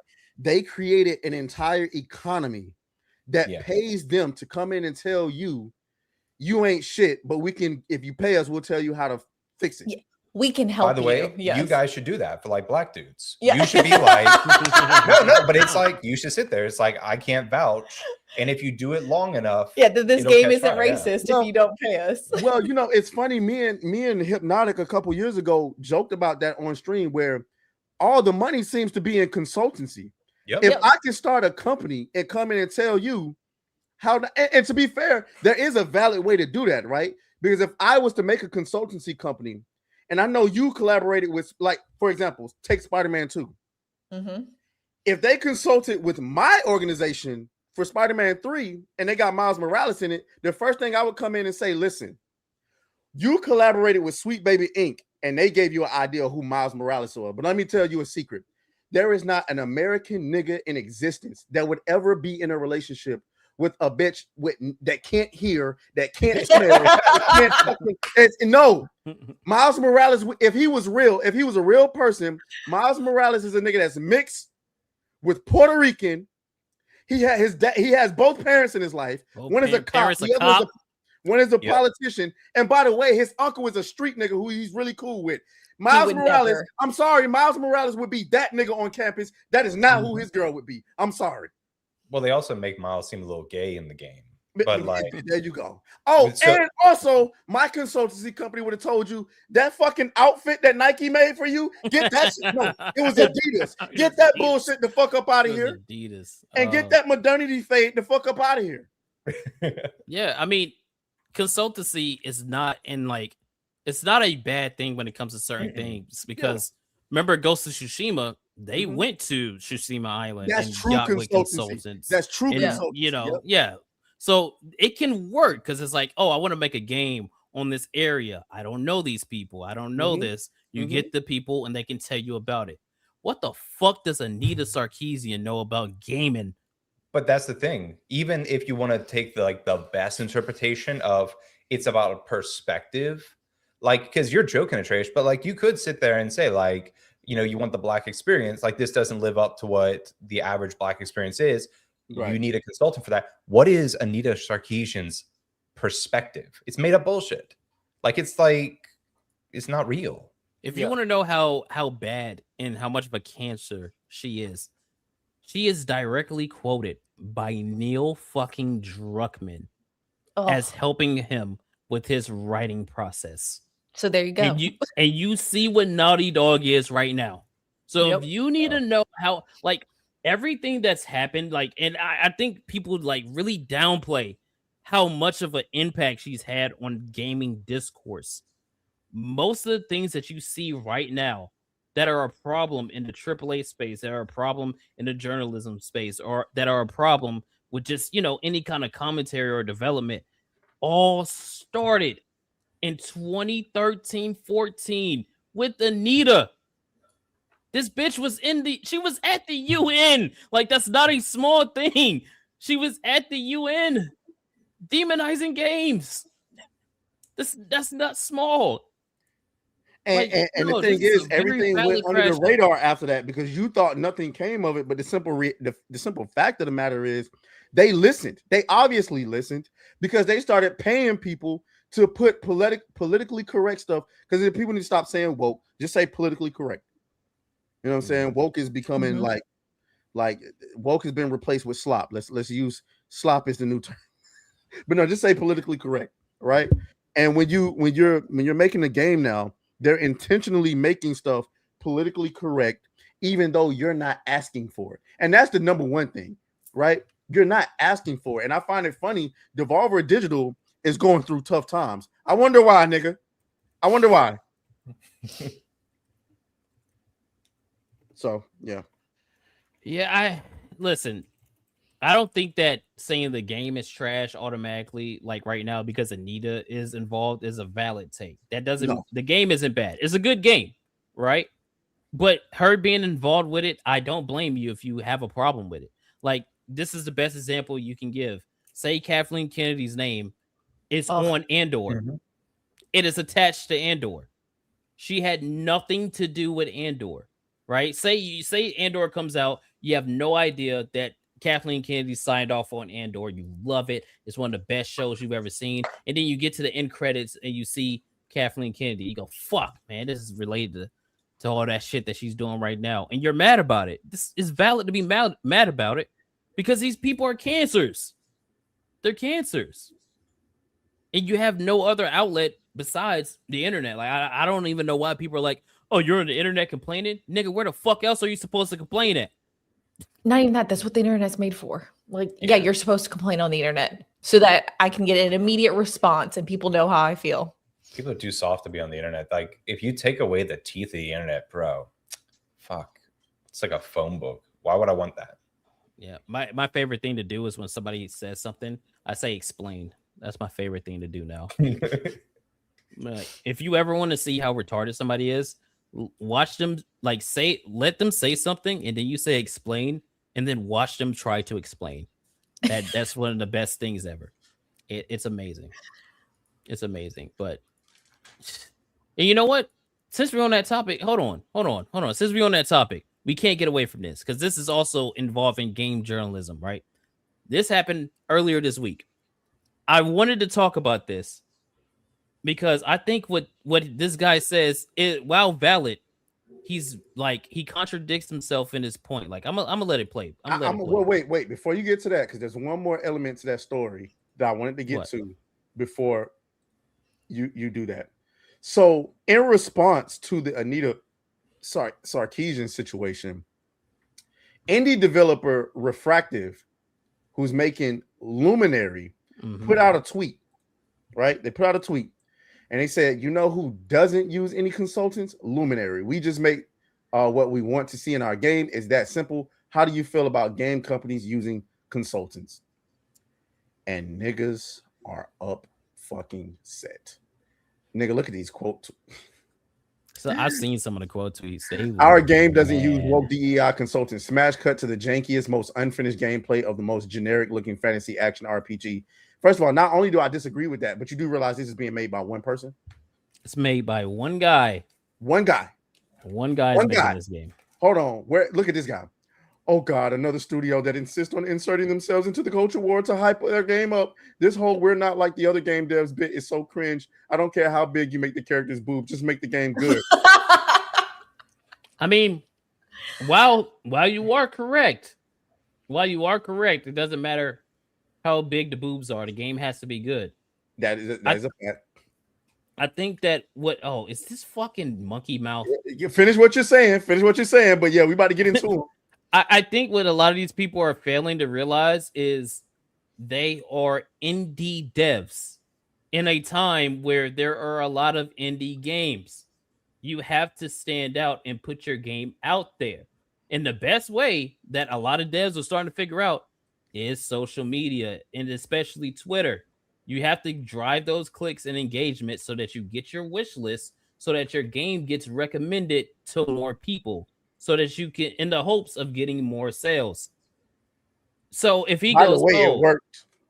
Yeah, I'm sure he did. But yeah, 'Cause it's why like- wouldn't you want to stand out and differentiate yourself based off of the things you do differently than other people? Exactly. It's all he's selling. What these people don't understand, he's selling his game. He's selling his game to you right now. I'm gonna show you something. I'm gonna show you something in a minute that's gonna validate. But you know we gotta get into the fucking gorilla mouth nigga. Fucking monkey This mouth, nigga bro. goes. Y'all know 8-bit closed fist. The nigga who likes talking into videos with that wide ass gap, and he has a the guy that blocked me because he couldn't do a rebuttal to what I said to him. Yeah. But Monkey mouth. and does it shock you that he likes mixtape? No. And this nigga thinks that holding a CD with a mic on it with Sly Cooper on it makes him relatable. Boy, if you don't get the fuck out of here. Anyway, he goes, you can pander all you want. This game is not getting played. Oh, really? I'm so glad you said that, nigga. I'm so glad you said that, because not only was this on my radar. Damn.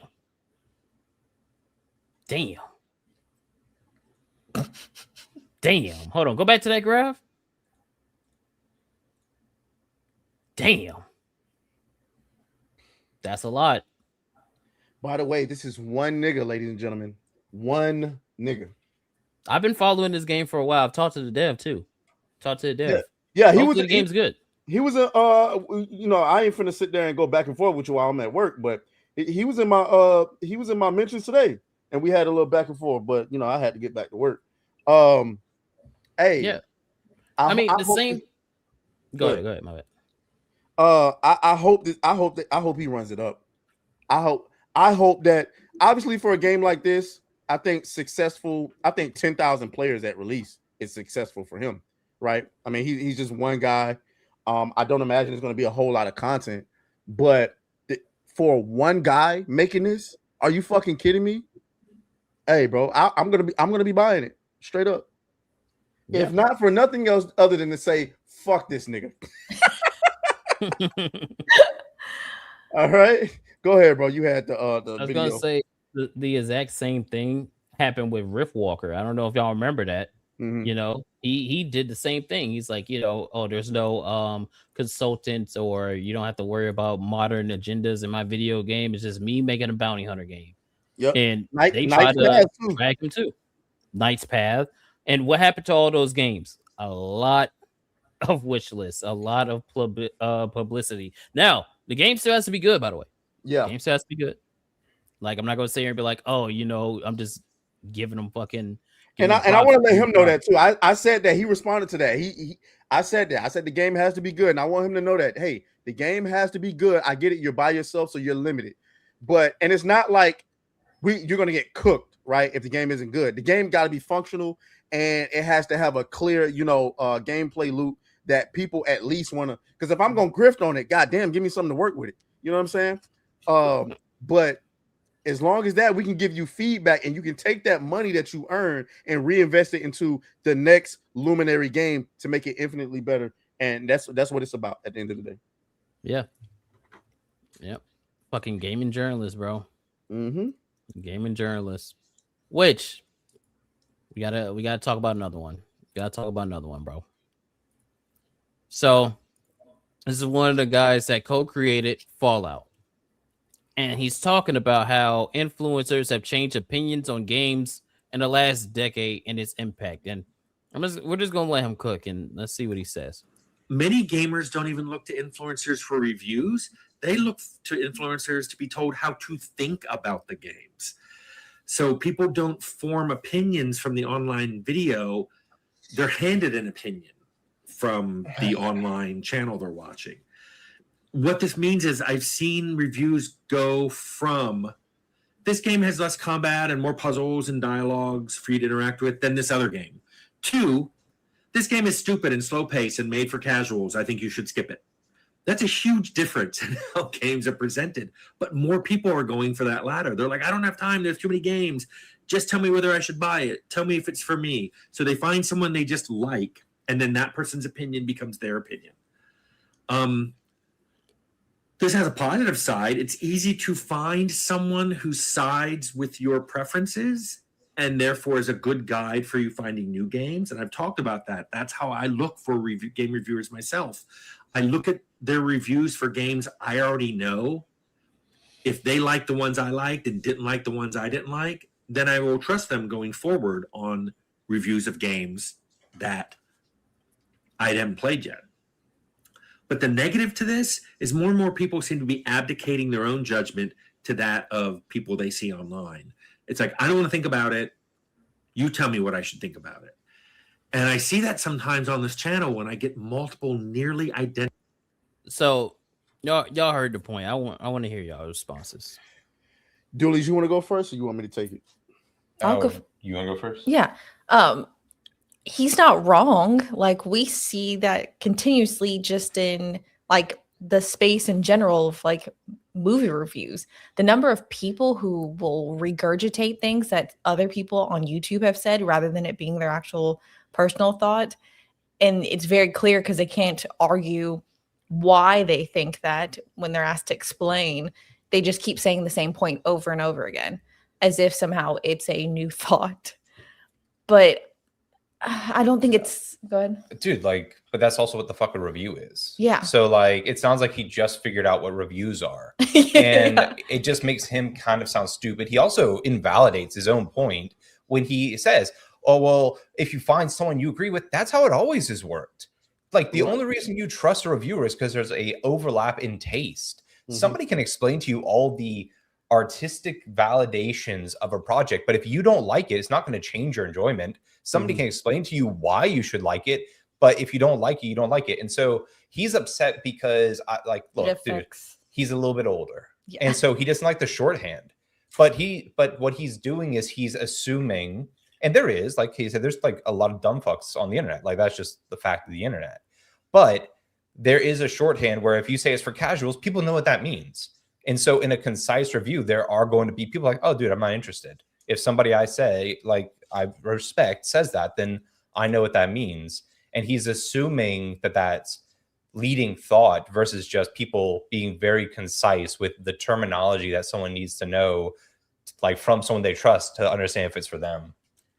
I love y'all's point. I'm going to make 2 points, but I want to disagree with Katie on one particular part about the whole, regurgitating the same thing. I'm going to use an example. Are y'all familiar with the red pill space? Yeah. So you get a lot of those guys. One of the popular guys was Kevin Samuels. When he was alive, he was very viral. And you'll hear a lot of people regurgitate some of the things he said. One of the things that absolutely fucking it didn't disgust me, but I was just annoyed at hearing people say high value man over and over and over and over and over and over again. But what I realized is that for so long, people have been looking for answers to a certain problem. Yeah. When someone comes along and they know how to articulate on a molecular level, they know how to break it down. It's an aha moment for so many people.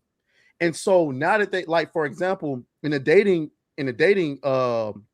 sphere, a lot of people say, oh, this woman has a bad attitude. And then you get a guy like Kevin Samuels to come along and say, no, she's masculine. And it's like, aha, she doesn't have a bad attitude. She's just masculine. She acts like a goddamn man. And so you get so many people now, you hear people say that more than ever, where they say this woman acts masculine. So I don't think that is that they're getting their opinions from them. They didn't know how to articulate what it was that they really meant. And so that's where I feel like people are at with their favorite content creators. There's so many guys that think that they think the way we think, but they don't have the ability to get behind a mic and just say what they want to say. So they come to us, right? It's not that we're giving them their opinion, it's that they already had that opinion, but they found people who knew how to articulate what it is that they were thinking, what it is that they were feeling, and they identify with that. But the second point I wanted to make is that fuck this nigga in this point, because I can invalidate that bullshit with one point. If what you say is true, everybody gets their opinion from these streamers and YouTubers, right? Explain to me why the biggest streamer on the planet for at least 6 months, the Burnt Peanut, couldn't get a soul to download Marathon or High Guard. Why? He caked for both of those games. Yeah. One is shut down, the other is struggling.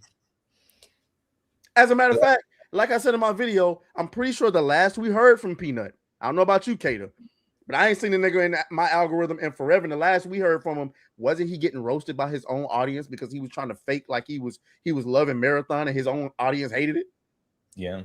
Doesn't sound like they're getting their own opinion, right? Sounds like they had their own thoughts and they were literally telling him, bro, get off this and get back on Arc Raiders. I don't know if he would I don't know his like whole background, but I do know that whenever I see people who are like long-term in the industry or just connected, they seem to be very uncomfortable with any type of they want there to be a certain amount of confusion in the consumer base. They don't want there to be a quick like you said, like a term that lets people call them out on their bullshit. So they'd rather you be fumbling, looking for a way to describe it that they can try and systematically erode versus just being like, no, like you said, it's masculine. I don't want to play games as a masculine woman. I'm not gay. Like, I'm not into that, you know? And same with like the whole Burnt Peanut thing. I think that they think the influencer space, I think that's why you see them trying to procure so many influencers, is they think it will be an extension of their like little hive mind, because they do jump in, like we talked with like the Sarkeesian bullshit on there is a correct way to think, and they don't understand that that's their bubble. And to everybody else, if somebody's popular but they don't live up to standard, bro, they'll be turned on in a second and they'll become a meme and they'll get fucked. Like they'll never come back. The quartering is figuring that out right now. Yep.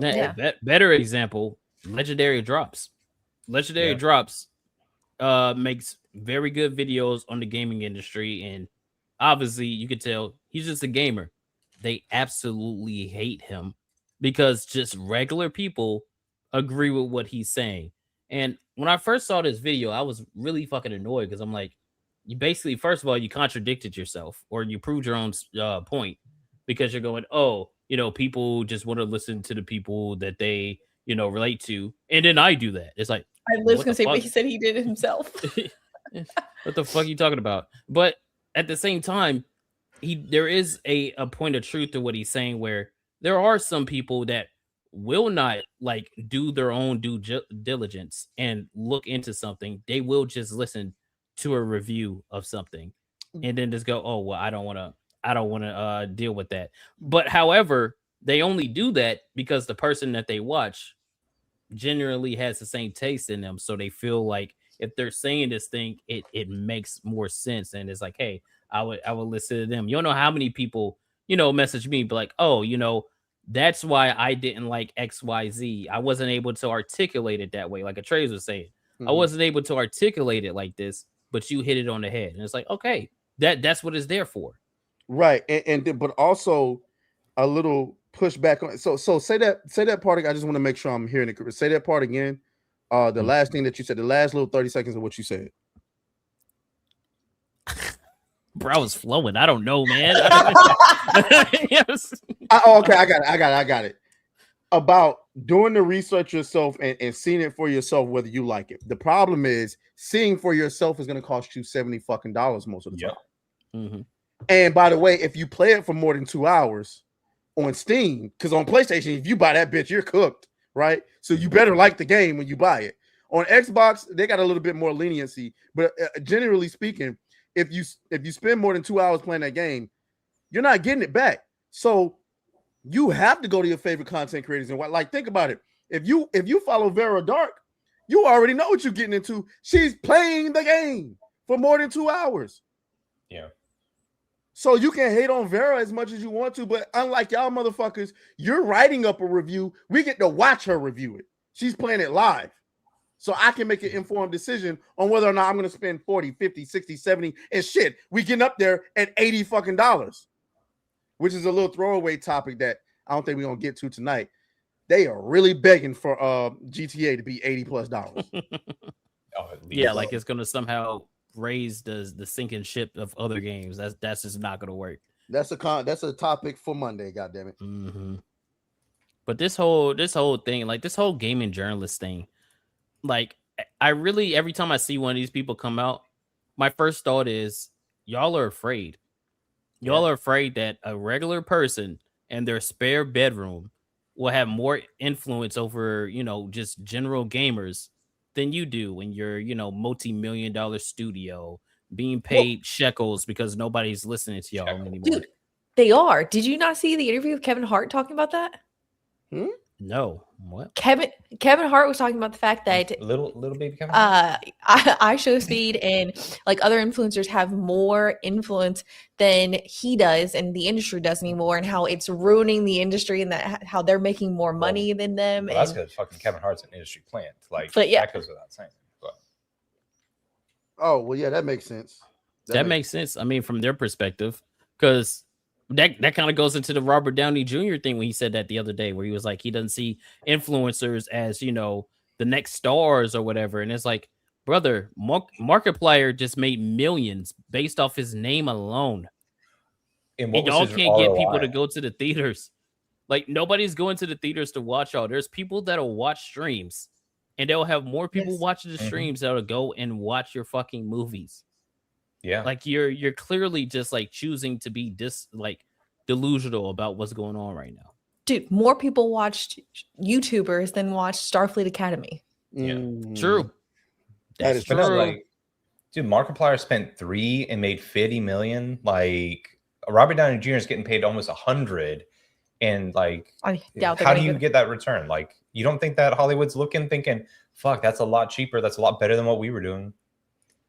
Yeah, dude. Yeah, I just see it as industries that aren't really getting with the times and not really understanding. And I think that's what makes the indie scene and the AA scene a lot more appealing to me, because they're just able to pivot a lot quicker than all these other people. It's like, oh, clearly this isn't what people like. Not really gonna, do it that way. And there's more interaction with people out there. Like, you don't really get that with these movie studios and TV studios and shit like that. So. Have you noticed people will go like way harder on like an indie movie or an indie game than they will on like a AAA game or so isn't that fucking weird? Like, there's no it's the status quo thing, Yeah, because they make it they've demonized it so much, whereas like if it's an indie movie or like an indie game or something like that, you're supposed to get scrutinized more because you're not the standard, you're not the big wig, you're not the the thing that everybody knows. So they demonize it. Also, that's why. I think it's more of, we just need to put you in your place and remind you where you at. Because if you succeed without me, that's going to be a big problem, right? If somebody recently, they was just talking about Kanye on how he recently just went #1 without any major. He partnered with an independent publisher and went #1. Everybody ain't got Kanye influence, but the point is, if you allow this many indie games to continue to succeed without your input, without your influence or whatsoever, man, you don't have think about how good Slay the Spire is and the press it got versus Mixtape. Yeah. Like, what are we doing? But then again, Mixtape partnered with Anita Sarkeesian. So if you're playing ball, you mean Slay the Spire? That's what I mean. Slay the Spire. So I don't know. I mean, it's ridiculous at this point, though. I mean, think about it like this. What's the fucking game? Clear Obscure Expedition 33 absolutely destroyed everything last year. Destroyed everything. They hated it. Like, they were pretending that they loved it, but they actually hated it, because these are people that were former Ubisoft developers and said, we're just going to go do our own thing, and showed other people you could just go do your own thing. And it's the same thing with YouTube. Hey, I'm just going to go do my own thing. And they absolutely hate it. Mm-hmm. They hate it, bro. Not even just that. Look at some journalists like Destin Legary. Destin Legary left IGN has more influence now than he did before. Yep. And he honestly out here talking like a chud. Like, you see what he said about mixtape earlier? Hold on, I gotta find it. I gotta find it. I bet it was some chud shit. I bet it was kind of like middle ground, but it was like that's kind of. Hold on, let me find it. That's in. He be roasting the piss out of fucking Sony. He be roasting. Who did he roast recently? I think he was roasting fucking Young sneaky ass too. Y'all niggas are chuds, bro. I love how niggas love talking about how we just talk about negative shit. This nigga Young has made a fortune, nothing but negativity. Just all negativity, but he get the benefit of the doubt. Oh no, it wasn't mixtape. It was Sony. He was making fun of Sony with their thing, their fucking their conference that they had. Yeah, he's dogging on Sony. Dexter Gary is a chud, bro. I'm trying to tell you. He's dogging on Sony. That's all I see in this time. Like dogging on them bitches and Bungie, which is valid. But yeah, man, I just think they just gotta get with the times and just be more authentic, bro. Like all you guys coming out saying y'all think mixtape is a 10 out of 10. Who did I just see? Wizard just downloaded it. Now, to be fair, as a black pilled ass nigga. So I don't know how we're gonna see about that one. But I want to see some other people play that game. And I want to see if they come around if they come back with the same conclusions. Because sometimes it happens where it's like, you know what, hey, they were right about this one. Like that was me with Wonder Man. I'm like, no fucking way, Wonder Man's good. I watched Wonder Man and I absolutely loved it. And I liked Wonder Man. I thought it was good. Like, oh shit, they got it right this time. Okay, cool. So it can happen. I just don't think it's gonna happen here. I just don't think it's gonna happen. I think I'm about to get blocked by Melanie Mack again. When did you get unblocked? I don't know when. I just realized I wasn't blocked like a minute ago. Because she said liars cannot be reasoned with. That's why it's so much better to just keep living life and not pay attention to these kinds of people. You will never win if you try to negotiate with a liar. People are bored. Go do something in IRL land. The internet ain't real. And all I said was real friends call their friends out on their bullshit, by the way. And I'm pretty sure I'm gonna get blocked for that. Probably. Yeah, you're probably you're cooked. Probably get blocked for that. She doesn't want that negativity in her life, Kata. Well, it's not like her. Yeah, I can't do it. I was gonna do it. I was gonna do it. All I'm gonna say is I done heard some shit about your husband. But it's okay. It's okay. He is a nice gentleman, I'm sure. Let's get Dr. Umar out here. I'm trying to be a better. I don't know if y'all can tell. I'm trying to be a better person. Because I'm a wild guy. You are a coon, super coon, Negro in training. Jump on. Yep. Hey, we hit tier 1, by the way, apparently, from Person. He said we hit tier 1. So let's get it. Take this shot. Let's go. God, I'm having a long night. Atreus can make Gundams because the next topic we're going to talk about, he can't relate to. Gilgamesh with a 2 says, my YouTube channel is Gilgamesh. You don't say. Wow, that's crazy, man. Damn, who would have thought? Shout out to you for that too. FBA with a 2 says, scrapped and scratch at Atreus Plug Chronicles. Bro. Hey, shout out to the Rumble audience, bro. I see y'all over there. Hey, Brandon, the anime guy over there on Rumble. I see you. Hey, hit me up, my boy. I see y'all over there on Rumble, man. We got 15 over there. Make sure y'all liking the stream. And y'all over here on YouTube, go over there to the Rumble and support it. All right, we gotta try to make something shake. And don't worry about the kick because you keep telling yourself that shit ain't going nowhere. Gilgamesh with a 2 says Star Plug Wars 10, the rise of Emperor Plugman. I'm sick of you niggas, bro. He comes in with another 2, Evil Dead Plugs. Cryptic with a 2 says that is so broad, Atreus. Oh, he's probably talking about that TikTok. That shit was wild, bro. When he made that analogy, I was like, yo, that's a crazy thing to say, but it's kind of like not wrong. That's the crazy part. It's not wrong.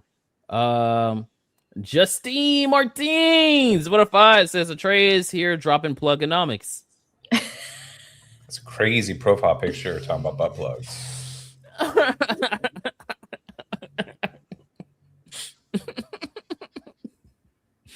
The Buff Bluff with a 5 says God of War Ragnarok with Sweet Baby Ink involved. I love the game, but I did feel a certain way when I found out they were involved. I agree. And you could tell exactly what their influence was. Fucking Black Anger Boulder. That was like the worst part of the whole game. Ole Miss officials with a membership for 4 months says, I feel bad for all the attendants of FatCon who got fleeced from off their snack money to fund Anita's show just for her to fire her whole staff. Nigga, learn English. What are you saying? Anita had something to do with FatCon? Don't tell me that. Hold on. That would be news. Did you guys end up going to FatCon? Yes, we did. How was that? Yes. Did you fall in love? All right. No, not even a little bit. I mean, we got put out right at the tail end. Yeah, right at the end.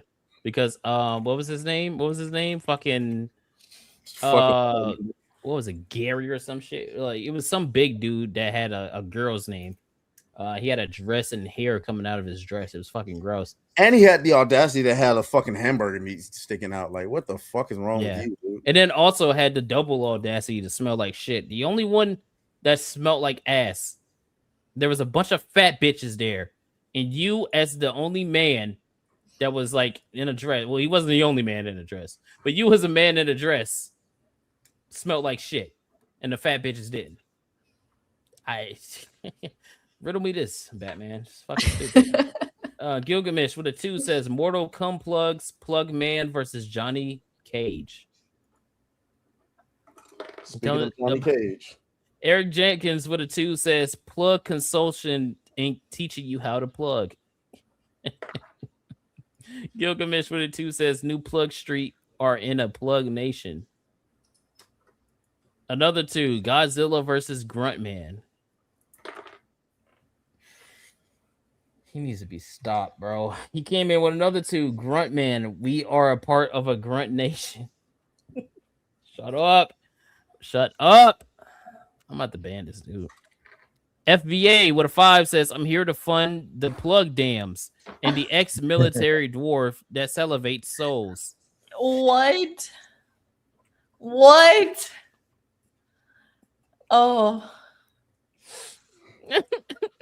You know what? Fuck you. I you know what? Just for that, hold on. I got something for you. I bet you it'll be right here on my For You page too. Let me see. I'm just gonna scroll down a little bit. Hey, why's my For You page don't have any? Why doesn't it have any feet on it? Hold on, I'm getting upset. You're lucky. Christopher Banger with a 10 says, bring back Goddess Brickhouse. How about not? I would have had her on the stream if it wasn't for Atreus. I would have had her on the stream. All right. So blame him. She said verbatim, I don't think your co-host would want me there. Okay. That's what she said. I tried. Hey, and she never spoke truer words. I tried. Is that an actual person? Yes. Yes, her name was Goddess Brickhouse. She was like a OnlyFans girl that did like cuddle sessions and was teaching people how to lactate. Atreus, you don't love that? Teach someone to lactate. Let me tell you something. Have you ever seen like old Alfredo sauce that's been sitting in the pan like a couple days? And a couple days. Well, not a couple days. Like it's been old Alfredo sauce that's been sitting in the you really pan. are from Atlanta. Fuck. Old Alfredo sauce has been sitting in the pan and it's kind of like it's seasoned, and then like you cut it on for a little bit and it boiled a little bit, but you decided, it's been sitting there all day and a half. I don't really want that. And it kind of looks sticky and gooey. That's what her legs look like. Her legs? So her skin looked like, you ever seen like a marble top countertop? Yeah. With like different colors and shit in it. That's what her legs look like. From stretch marks or from like blue veins? No, or that was just like how her skin looked. Like like the brown and black and gray, like except it was just brown and like light brown. Damn. Chat loved her though. They loved God is Brick House. Y'all, hey, they love y'all. Don't lie, y'all loved God is Brick House. They're like, yo, turn the camera around. Turn the camera around. All right. Was she like doing? Never mind. I don't want to know. Moving on. They had them titties out. That's what it was. They was getting they were getting, you know, seduced by the fun bags. That's what happened. Gotcha. That's what happened. Hey man. About 5 shots, maybe. About 5 shots. Nah, nigga, you don't need 5 shots. We know you, nigga. We know you. All right, man. Let's do it. Atreus is gonna do his calcium or now I'm thinking about calcium cannon. He's gonna do his fucking Gundam building because we are about to talk about Mortal Kombat 2. All right. If you guys have not seen Mortal Kombat 2, I'm sorry. Hold on. Where is he? Where is he? We have a specific logo for this kind of stuff. There he is. Look at the top right. All right. Spoiler warning, just in case, because I know we'll get into it. If you don't want to hear any spoilers about Mortal Kombat 2, this is your cue to mute the stream. Don't leave, nigga. Don't leave. Just mute the stream. Once that little raccoon, once he comes off the screen, that's when you can unmute. But until then, keep the screen or the stream muted. Don't leave though, because if you do, I'm gonna throw some at your fucking head. All right. Now, Mortal Kombat 2. I saw it yesterday. I asked Atreus to go see it, but you know, he's like, "Oh, nigga, this nigga, hold on. Don't start this shit out with a lie." This nigga didn't ask me to go see anything. I said when I knew it was coming out, I said I was going to go and see the movie because for one, if not for anything other than I wanted to get my my Shao Kahn popcorn box. Unfortunately, one, I got into a wreck on Saturday and my car is totaled. 2, I actually have a job. I like this nigga. So I couldn't just pop out and go and see it like I wanted to. So to be fair, I could walk to the movie theater. It's like right there, literally. It's like right there. But yes, I saw it. Katie and Andy, they saw it. Yeah, this movie doesn't know what it wants to be, bro. Shit is confusing. You thought it was going to be all about Johnny Cage, but then they're like, well, let's give you a dab of Liu Kang. But then it's like, well, we want you to see Jade's bald ass head a little bit more. This shit, the pacing is ridiculous. It's like, nigga, I was shocked to see the shit was under 2 hours.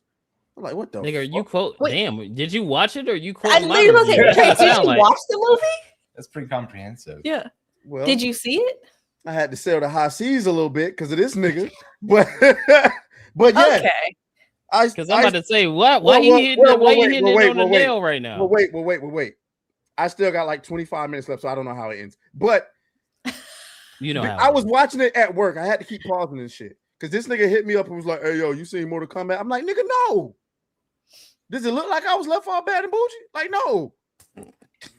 Look like left bad and bougie. I ain't gonna lie to y'all. Okay, so when I was watching it, so as everyone knows, I did not like the first movie. I hadn't watched it since the first time I watched it.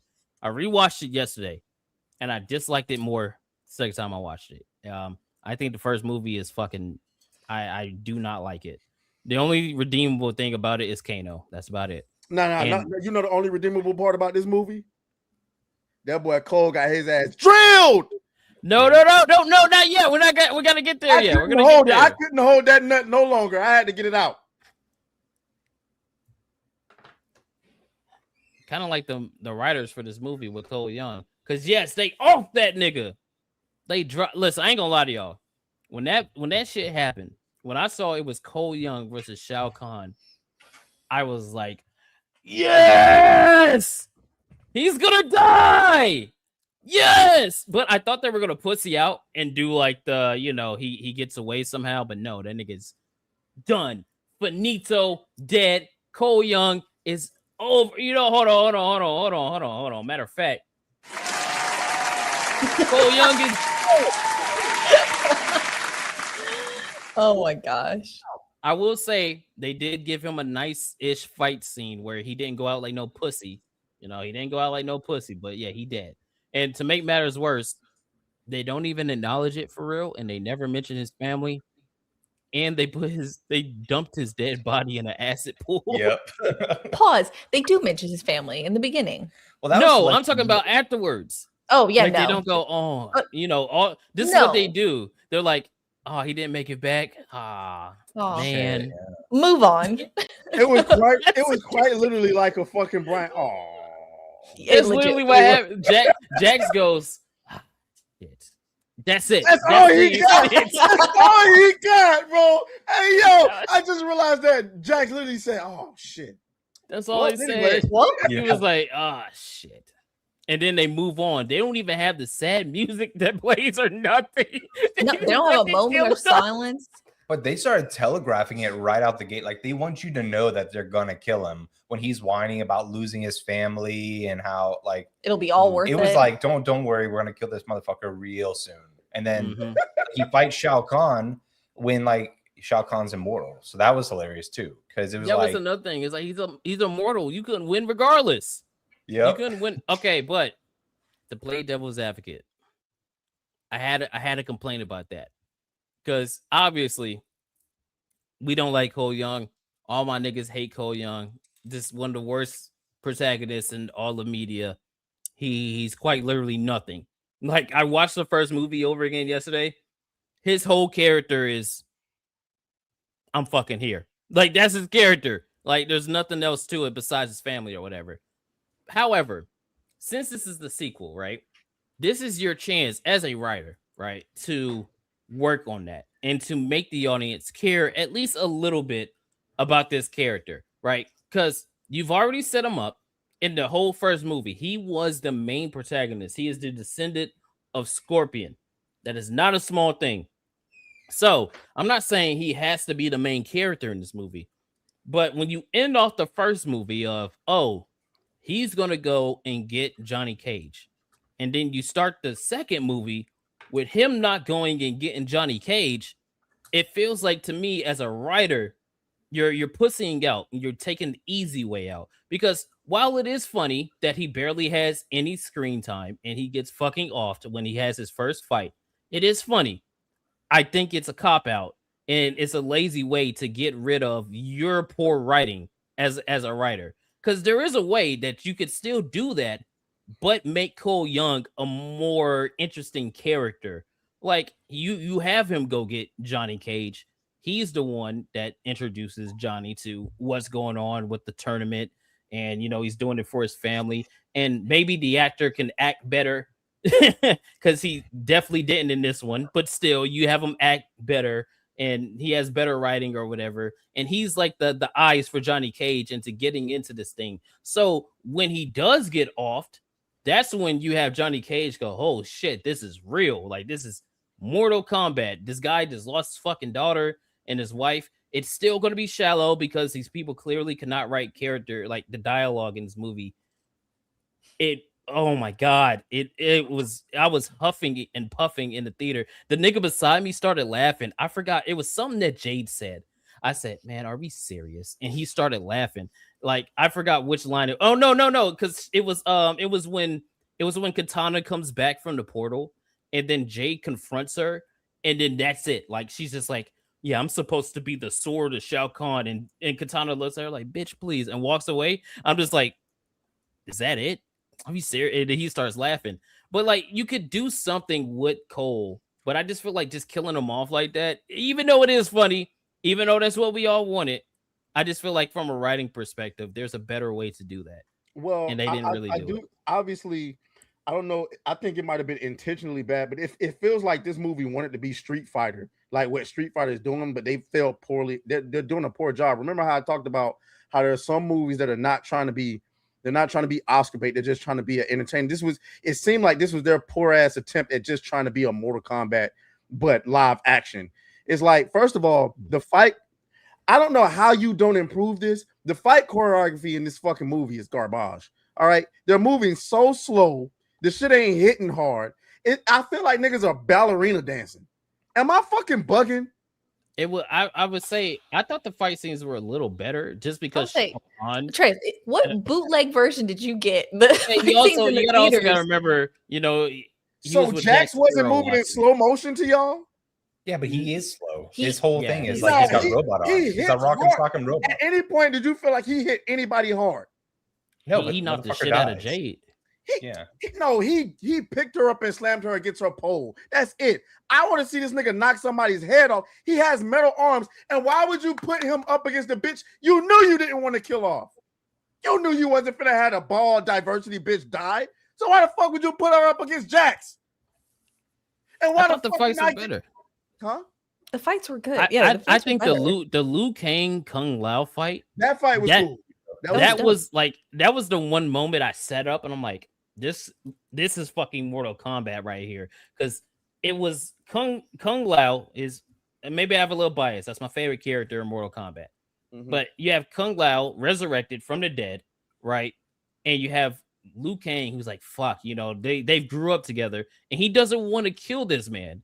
And the whole fight, that's what's happening. It's Kung Lao trying to kill Liu Kang, and Liu Kang trying not to hurt Kung Lao.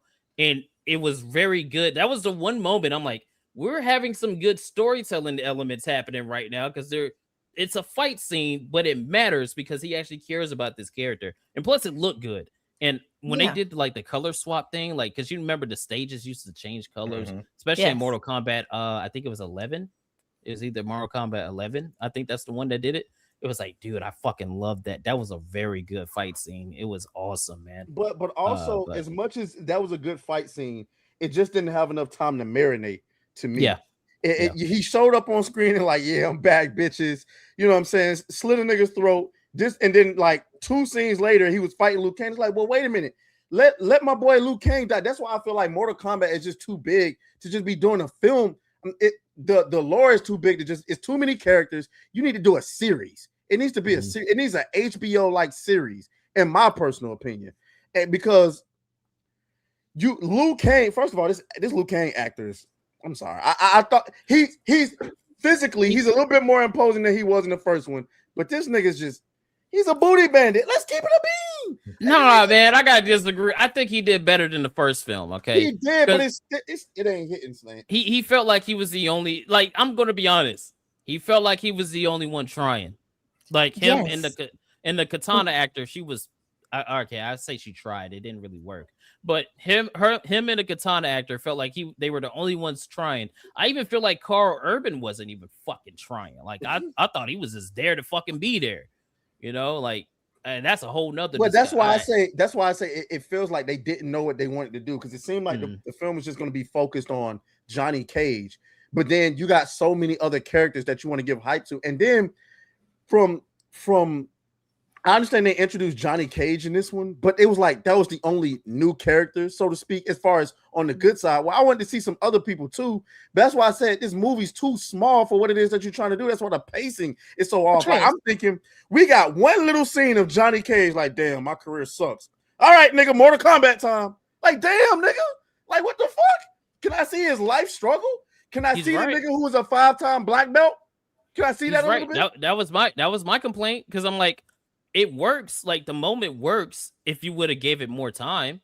And if I don't like the Johnny Cage that they were going for, which was basically just like I ain't shit, I'm an old washed up actor. Yeah, like that's not fucking Johnny Cage. Like, he is the most arrogant, self-centered, narcissistic motherfucker out there, for good reason, because he's one of the best fighters on the planet and he's a Hollywood star. That's what he does. And it's like, you can still do that angle where he's washed up or whatever, but you still have to have him be character, like where he's like, oh, I'm Johnny fucking Cage. And then he goes back to the bar. He's down. He's lonely. He's reminiscing on his life. He's like, I'm actually not Johnny fucking Cage. He's putting up this front. So every time he's like trying to fight or whatever, he's getting his ass kicked because he's putting his front on. And then that's when you get to the moment with Baraka or whatever, where he's like, I'm not really fucking Johnny Cage and da-da-da-da-da-da. And then he has his, oh, you're the powers inside you all along, gay ass shit that they keep doing it. That's where it could click. But they just did that the whole movie, where he's like, I can't fucking do this or whatever, until Sonya Plank, that I call her because that actress is fucking awful. She's like, hey, put your glasses on. You're Johnny Cage. And now he can fight all of a sudden. And he doesn't even unlock his moves, like his powers. I'm like, what? Like, you just got your ass whooped for 5 minutes. And then you throw your glasses on. What are you, me? You threw your glasses on and now you can fucking do what you need to do? Like, what are we doing here, bro? Like, that shit pissed me off. And I don't like the change to Baraka. Pissed me off so bad. Because they turned him into like a Drax-ish character where he's like, oh, this is Johnny fucking Cage, and oh, that's awesome, and teach me your way. That's not fucking Baraka. No. Baraka eats niggas. What are we doing? It's like everything has to be non-threatening, though. That's like what Hollywood does. Like if there's anybody that, and you see that, bro, that's like late stage MCU, that's this DCU. Anybody who's dangerous has to kind of be a fucking joke. And so even like Johnny Cage, like it would have cost them nothing for him to be humbled in the fight with Katana, going in, like you said, arrogant, versus he didn't have to know he was a loser beforehand. It would have, even the humor would have been better had he thought he was shit going into it. Bro, even the humor doesn't work for me. Besides Kano, the humor didn't really work. Yeah, Kano Like, funny as hell. When But, Kano oh shows my up, it's God, like, oh my God. They this is missed great. the literal best opportunity to just make up for what they didn't do in the first movie, which give the nigga his metal eye. Just give it to him. That's what I thought And they were when this doing when nigga- Quan Chi was making the eye. When he was, I'm like, okay, he's about to give him the metal piece. This nigga made another eyeball.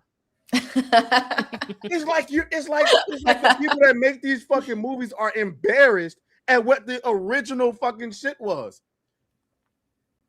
So why are you making a Mortal Kombat movie then? Bro, Kano shows up, he gets resurrected. As soon as he gets resurrected and starts riffing, the movie gets 10 times better because he's actually fucking funny. And it's like, okay, this is good. And then you don't see him again until he gets his eyeball, and then he's gone almost the whole middle point of the movie. He's gone until he's like, hey, I'm gonna be a good guy now because I like to have threesomes and drink beer and shit. No, that's not what happened. Yes. So I'm guessing. Okay, because spoiler alert, the character that I hated the whole film was Jax. I did not like Jax because all of his dialogue was just fuck. His dialogue is awful. His dialogue was fuck or millennial humor. That's all it was. He would be like, Or, let's not "That's fucking my do partner." That. Or that's my partner. Or well, this is fucking ominous. Or But he's been shit. It's but like that's he's all been he was dog doing. shit. He's been dog shit from the fucking beginning. From the point where he picked up Cole in that car, and then Cole asked him, "Why don't we just fight Sub-Zero? We can beat him together." And this nigga goes, "You want your family in a fucking body bag? Why the fuck you yelling for a nigga? I don't know what the fuck is going on. What the fuck is this? This nigga's making ice fly and shit. What you yelling at me for?" Please don't remind me of that scene because it makes me hate Cole Young even more because he's like, this guy will do anything he can to kill you and your family. What's the next thing fucking Cole Young does? Goes back to his house and leave his fucking family there. Like, oh God, don't. Oh, this is gonna make me angry. But no, so fucking Jax dies, right? And then so I rewatched it. He dies? So there's a fight that happens after Shao Kahn, you know, they're trying to get the amulet or whatever because he's immortal now. And Shao Kahn's whooping everybody's ass and he kills Jax. Like he rips his arms off and then he stabs him in the throat, which I thought was ironic because now Jax can finally shut the fuck up. So he stabs him in the throat with the hammer or whatever. And then Sonya Plank tries to act and it doesn't work. And then right after that, Kano shows up out of nowhere and then betrays like the guards in the castle. And he's like, hey, oi, mate, I'm going to fucking help you, mate. We're going to go drink some beers. I want to save Earth. I want to have threesomes. You know, I want to see some pussy like that. That's what he starts doing.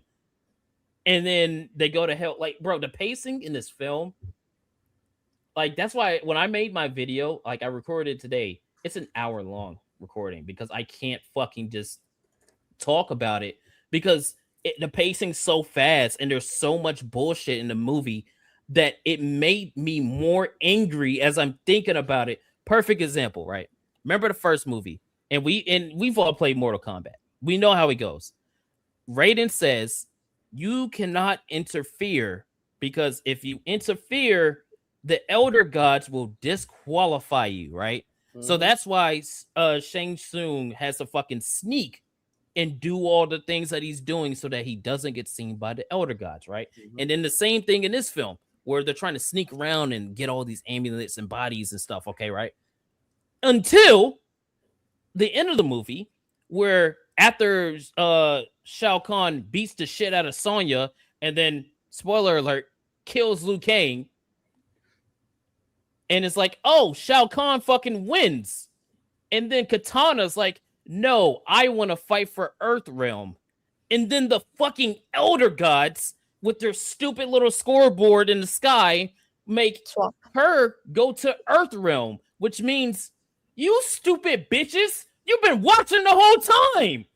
So if you've been watching the whole time, you could have disqualified this nigga. He's stealing bodies. He fucking almost He made himself murdered immortal. another god. Like, Raiden is a god. He almost murders him. And you saw that happen. You just let it happen. What the fuck? Like, when I saw that, I was going through it. I'm like, these stupid sons of bitches are listening. But it's like, oh, well, if they did something, then the plot can't happen. That's the fucking point. You don't write it that way. You have to make them sneak. Like, if she would have went, elder gods hear me or whatever, and then the sky lights up or something, and you see like one of the elder gods, and then she's like, I want to fight for Earthrealm. Then it's like, oh, you have to call on them to do so. But then that still wouldn't make sense because the elder gods are the ones that made the fucking tournament in the first place. So of course they're paying attention. And then here's another one. Here's another one that's really going to piss you off. Jax wins his fight in the tournament against Jade. Shao Kahn kills Jax. So they were up 3-1. They were up 3-1. But he kills Jax, and there's no repercussion for that. He's meddling with the score. Yeah. What the fuck are we doing? Like, that shit made me so mad. I'm like, bro. Then, like, there's people that are like, oh, this was such a banger film. And it's like, dude, are you watching this shit after a fucking lobotomy? Like, I get it, right? Like, I get it, okay? I get it. You know, it's completely fine to like a bad movie. I get that. I have a problem when people go, these are good movies. That's where my line gets drawn, because it's like, you're a fucking liar. It's not good. Like, somebody was like, oh, the movie is good if you enjoyed it. That's not true. No. I enjoyed Doom 2005. That is a dog shit movie. It is not a good movie, but I enjoy it. I would never get on the internet and go, Doom 2005 is just, misunderstood. It's one of those good movies. Because it's like, once you start going down that route, Fast and Furious movies are good. The Fast and Furious movies are good. If you start going down that route, so it's like, fuck. Yeah, all right, nigga, you've been yapping. I need to hear the doolies. What's going on? I'm gonna let y'all go. No, I agree. I hate the whole film is subjective bullshit, because that's just the coward's way of not having to defend like why you like a bad film. Because there's nothing wrong with liking shit movies. I like tons of shit movies. But like, you can't say that they're good if they don't have any of the qualities that make a good film. But this film, I think people like it because the fight scenes were better and it was less annoying. But like, you talk about the pacing. I mean, there is no pacing. There is no pacing. It's just cut to. And they found a way to put a fight in every single scene, regardless of whether or not you were in a part of a tournament or not. But a big problem with pacing is it doesn't matter how fast or slow the scenes are. If you don't give a fuck about the characters, it doesn't matter. Like, you'll never resonate with the scene. And most of the characters in Mortal Kombat, and this goes back to the first film, are deeply unlikable. Sonya is hard to watch on screen. Bro, that chick has Cole. It's like, I get what you're saying, but dude, he is such a charisma vacuum. And I think no one wanted to spend any more time with him. Yeah. So like, the writers weren't going to have him go to Earthrealm to grab Luke Cage because, bro, he sucks. People were trying to get him off the screen as soon as possible. He could cure cancer. I'd still want him to fucking die. Like, you feel nothing for the guy when he's sitting there talking about his family. He's like, I'm like, oh my god, shut up, bro, shut the fuck. Like, man, when he said that, I'm like, man, I hope Shao Kahn take them too. Fuck it. Yeah. and then to make matters worse, they didn't even show up in the movie. Nope. They weren't even in the movie. Thank God, because no one will see them. I thought Carl Urban was trying to be funny, but it came across like kind of like you guys were saying, like it felt like they were parodying how the 90s film. I mean, the 90s film's not good either, but it's fun. It's like 90s schlock. And you see that a lot now with these revival franchises. They try and like recapture that really rough around the edge, almost like, look at us, we don't give a fuck, we don't care that shit attitude. But like, it's just, I mean, I don't know if you guys have seen like the Baywatch thing, like the Baywatch reboot, but it's kind of like they do that in that. Like they know that the property is ridiculous and they don't want to make it the way it should have been made. So they kind of lean into like the absurdity. Yeah, like kind of like the wink at you, like we all know this is stupid, but you can't have it both ways. You can't want to be respected if you turn the whole thing into a joke. And like even like the fight scenes that were good, they just, some of them felt like they were just dragging to try and get to the point. The final scene with Liu Kang, bro, that was telegraphed a mile away. Like it didn't even at that point seem like he was trying to fight Shao Kahn. It felt like he was just waiting for Katana to get free. Mm-hmm. Yeah. I'll say go ahead. No, go ahead. I was gonna say the one thing. Well, there was a couple of things that I did like, but the most important thing that I like was seeing my boy Shao Kahn just wreak havoc. I'll say that I did like Shao Kahn. I hate that I'm gonna miss out on this popcorn bucket, but it is what it is. And I have another complaint. It's gonna sound pretentious. I don't care. Like I know Shao Kahn is a one note villain. I completely understand that, and I don't really have an issue with it. But I kind of do have an issue with it because it's like when I watch the film and he's like, I just want to take over the world and I want to be immortal. But why though? Like what's really like, what's the point in what you're doing? Like, because when he takes over Katana's world or whatever, we don't really see why it was such a big deal for him or what's he doing there? We see why he wanted it. He took the dude's wife, bro, and killed her and then brought her back as his like sex puppet, you know? I mean, that would have made more sense if it's like, oh, he's just trying to take over worlds for some pussy. I can get behind that. But it's like it's nothing. It's just like, I'm here. I want Earth Realm. Why? Just fucking because. And it's like, okay, like that can work in a video game to a certain extent. In a film, I kind of need something if you're gonna make me want to be like, oh, I hate this villain, or I really like the villain. I disagree with that. I just think it's just bare bones. I just think I don't really like bare bones shit.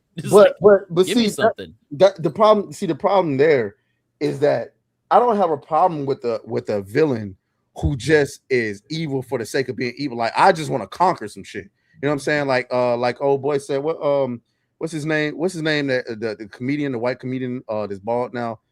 He's funny as hell. I forgot this name.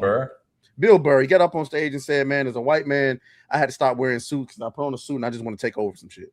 You know what I'm saying? I don't have a problem with a villain being that, because if he's going to do that, that should give me more time to focus on my protagonists and why my protagonists and their supporting characters, because now I know why we need to defeat this character so bad. To me, I don't need every villain to be Thanos. I don't need them to be deep. You know what I'm saying? That's why I felt like Heath Ledger worked as the Joker so much, because that motherfucker was just doing shit because he wanted to, and it created urgency for like, hey yo, Batman, whatever fucked up shit you got going on in your personal life, get that shit together with this 2-hour film, because this nigga blowing up kids' hospitals and shit, and he don't have no reason for it. He's just doing it. I guess the rebuttal will be is like as you said, it gives you more time to get with your protagonist. We don't get that here. You know, like it's like we don't get that here. And like even with the Joker though, you don't understand his motivations, but they make you intrigued to want to understand his motivations, even though he has none. Whereas like he just wants to do things, you know, like that's fine, but you have to make it interesting. Like here, the only thing that was interesting is he's a big nigga and he's just beating the shit out of people. Cool, I get it. That's fun and all. But I don't even care about the people he's beating the shit out of. So it's kind of making me hard to care about him. Which is the entire thing that makes this film bad, in my personal opinion, because I can get behind he's just big, fucked up, and want to conquer shit. But if I care about the fact that he's about to, like, if you make me care about Cole Young, you can make me feel hatred towards Shao Kahn because I know he's about to kill one of the characters I like. But because I don't give a fuck about none of these niggas, you couldn't even make me care about Scorpion. You can't make me care about that nigga. That was a nut, bro. I knew I was forgetting. So I didn't even care about Scorpion, bro. You can't even make me care about Scorpion. That is one of my favorite characters in all of fiction. And you didn't even make me care about him. So how the fuck I'm supposed to care about Sonya? Blake, you cast Steve Harvey as Jax. I don't even care that he died. Fuck, I forgot Scorpion's in the movie.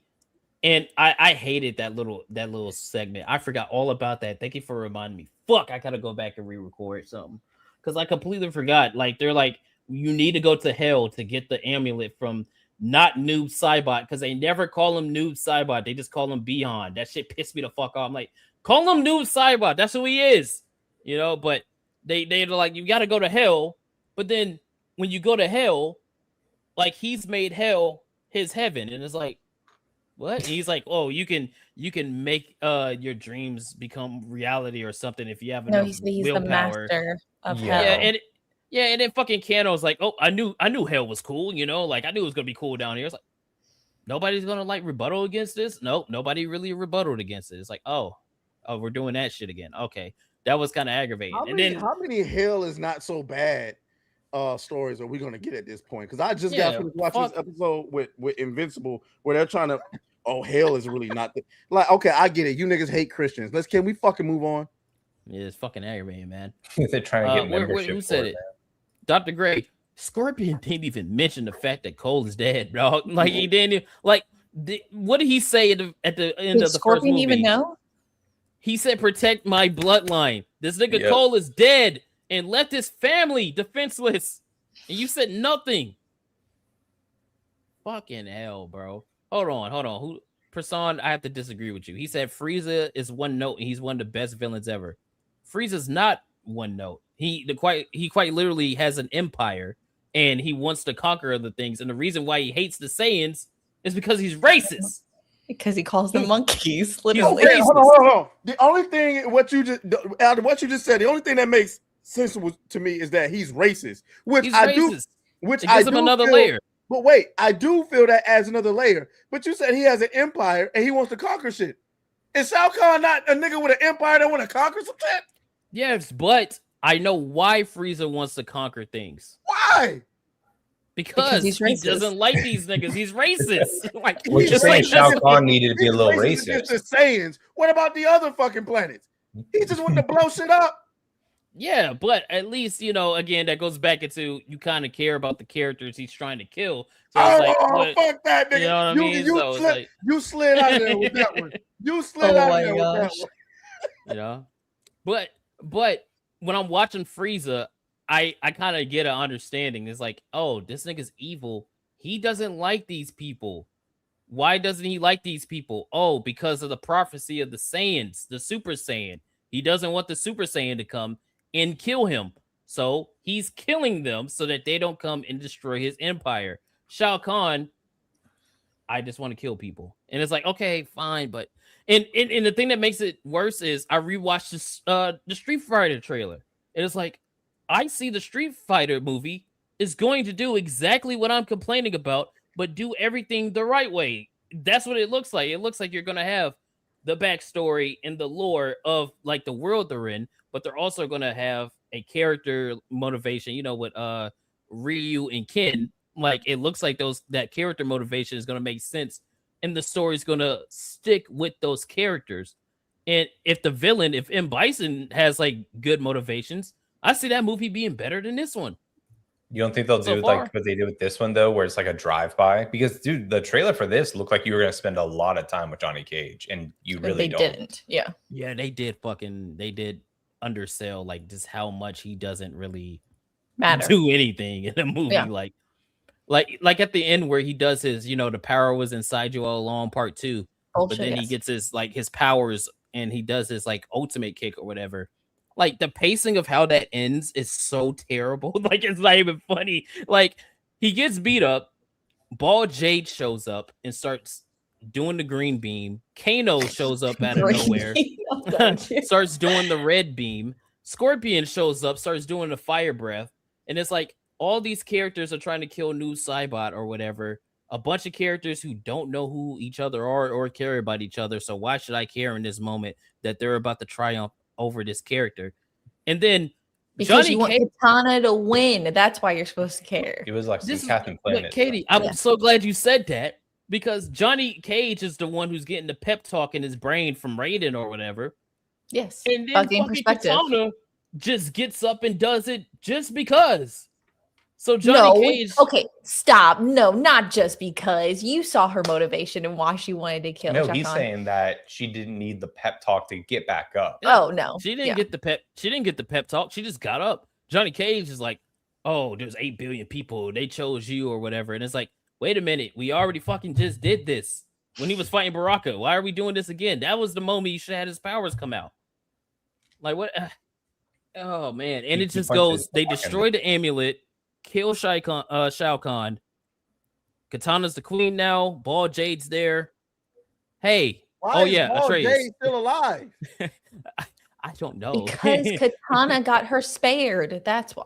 And because she's important to the plot. Betrayed. No. Am I tripping? Maybe it was the high seas version that I was watching. But did I not hear Katana tell them, hey, my friend is over there. Do what you have to do, but just make sure she doesn't suffer. Did she not say something along? Yeah, that is literally what she said. It's literally what she says.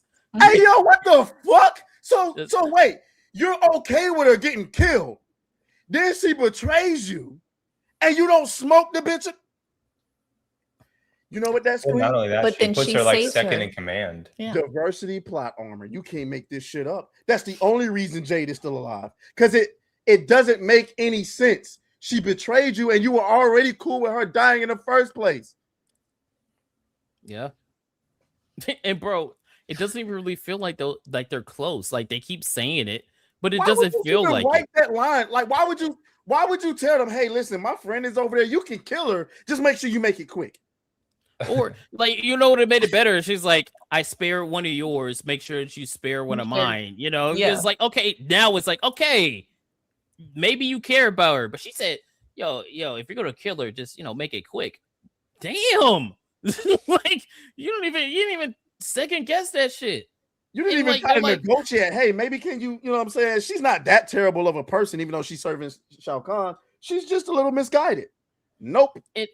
And okay, I need to say this because I know the actress. We know the actress. We don't really she's working on that game for Naughty Dog, and she's not very attractive looking. I didn't think she was bad in the film. I just feel like her character was literally nothing.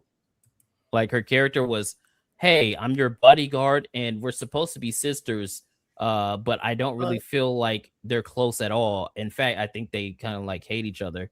And then at the end of the movie, she's just like, oh, Shao Kahn, I'm going to be on your side. Psych, I'm betraying you because Katana said she was disappointed in me. What? Okay.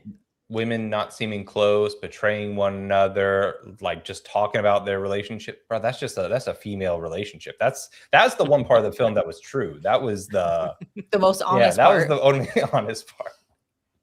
Fucking hell, bro. But I don't want us to keep lingering on this. Hey, go to Critic List. Go drop a review on Critic List. I dropped mine. I think I gave it a fucking look at this 100%, bro. What? I hold on. Okay, most excellent. What? I love this movie. It's a great weekend flick with friends. Thoroughly enjoyed. maybe I do just hate fun because it's like I can't like maybe No. But it's because it is fun. You're reviewing it like a film, and people are reviewing it as an experience like an amusement park ride. And this and I'm glad that you said that. I've tried to make that argument with this nigga multiple times, but in this, I'm gonna have to defend him in this one because I can't have fun if in the moment I'm so busy questioning shit that I can't even enjoy what I'm looking at on screen, right? When the argument that he and I had was about the Super Mario movie, the most recent one, and he said he thought it was a bad film, and then I skipped out on it and missed the goddamn Yoshi bucket because I listened to his review of it, and then I went and saw it myself. It turns out it's actually a pretty good film, and he's reviewing it as like not necessarily Oscar bait, but on the film, I thought it was a good experience, but in that, I felt like the egregiousness of the story, whatever you found in that, wasn't so bad that it made me not enjoy what it was I was watching. This, I felt like some of the discrepancies were so bad I couldn't focus on the improvements that you made, for crying out loud, because you sold me Johnny Cage. Why am I focused on Katana? I mean, like, listen, I like Katana as much as the next person, but you sold me Johnny Cage.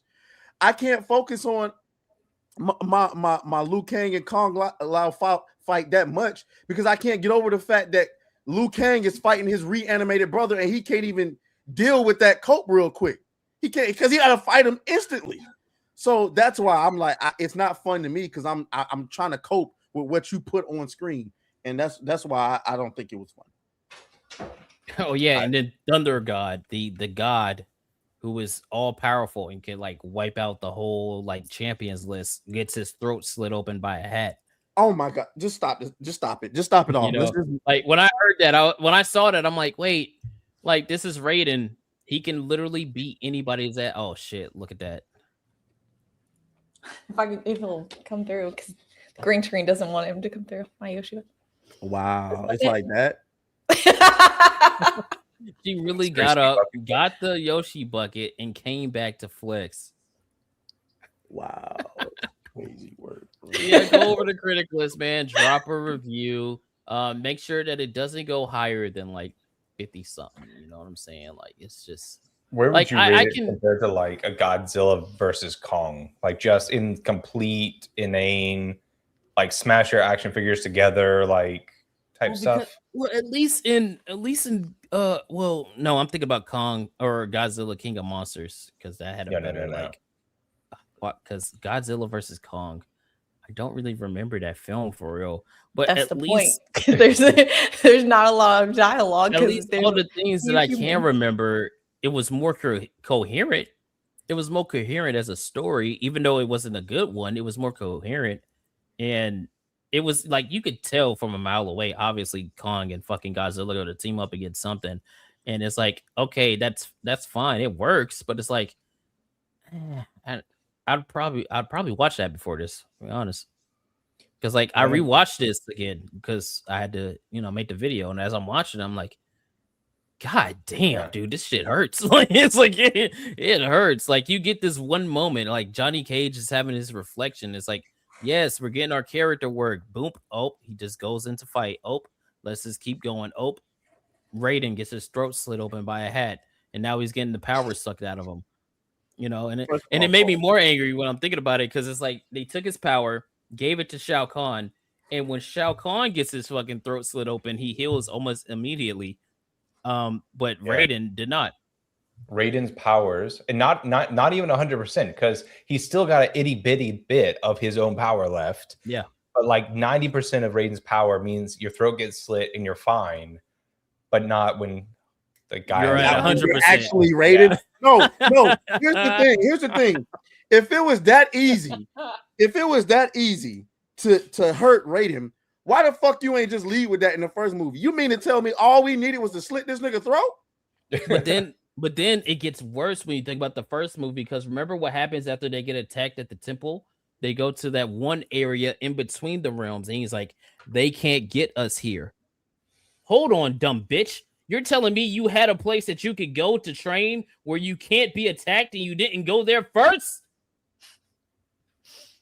You see, like it falls apart when you start. These movies are ass, dude. I can't deal with it, dude. To think about them, you're supposed to just enjoy them. Yeah. Yeah, But that is why I hate the defense of films of, and again, if you enjoy it, like, dude, there's tons of bad things I enjoy. But like you said, don't say it's good, because last year we had a ton of shit films that people were like, oh, it felt like I was in a comic. Okay, well, you're making a film, adapt it, bro. Like, and so same with this year. People are like, well, it felt like I was in the video game. Well, then go play the video game. That doesn't make it a film. Mm-hmm. Yep. So final verdicts, Mortal Kombat 2, I thought the first one was like a 4 or 5. I would have to give this like a 5. I can't give it no better than the first one. Sorry. Yeah, it's kind of like on par. Definitely better than the first one. I think the only thing they do better is just the fight scenes and the fact that Johnny Cage is not as bad as Cole Young. Yes. That's really it. Okay, I'll go 5.5. All right, that's it. Maybe that's the highest I could go. That's the highest I could go. The best compliment I can give this is, well, then again, my score is incomplete. I haven't finished watching the movie, so there's that. Maybe the last 20 minutes takes you to a 10. You don't know. It takes you to a 10. When you see Katana's arc, maybe you'll be like, that's a masterpiece. Yeah. Look, for all the people that are saying the movie is good, ask them, what is Katana's character? Orphan. What's Jade's character? Who is Jax? I'll say man, fuck that. Let's talk about the fact that your mama was kidnapped and reanimated and used as a sex doll, and we don't even get to explore how you feel about that. And not only that, you teleport over the Earth realm, you just beat one dude's ass, and the other girl just killed your mama, and there was nothing done about that. No, fuck that. Let's talk about the fact that your mama got killed, and did she not get brought back immediately? That's what I'm saying. She killed her mama and came back, and you don't. What? They killed her mom. She's there as his sex puppet. Sonya kills the mom. No hard feelings. But then when Shao Kahn threatens to crush her skull, now she's upset. It's like, bro, you need to be worried about what he's doing to her if he doesn't kill her. Like, that's more fucked up. Like, why do you think?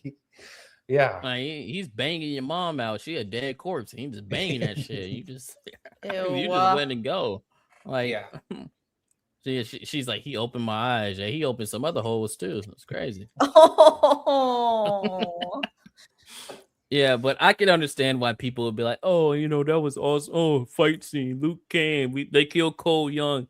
This is like a smooth brain film. Film is fun. But it's not good. But that's how low the bar is. They create a character that's so dislikable that killing him, I think, bumps everybody's grade up like two points. Yeah, it was fun. It's not a good movie, but that's what I'm saying. Like, I think a lot of movies coming out, people enjoy because they like either the product that it was made from, whether it's the Mario movie or Mortal Kombat, and then they enjoy the experience.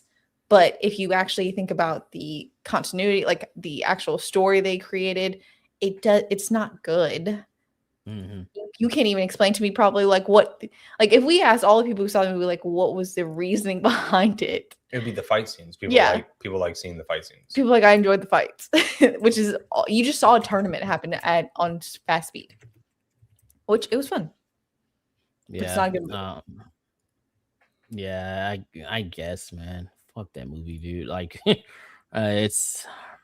gonna make a third one though. Hopefully. Yes, they are. And look, they set it up to make a third one.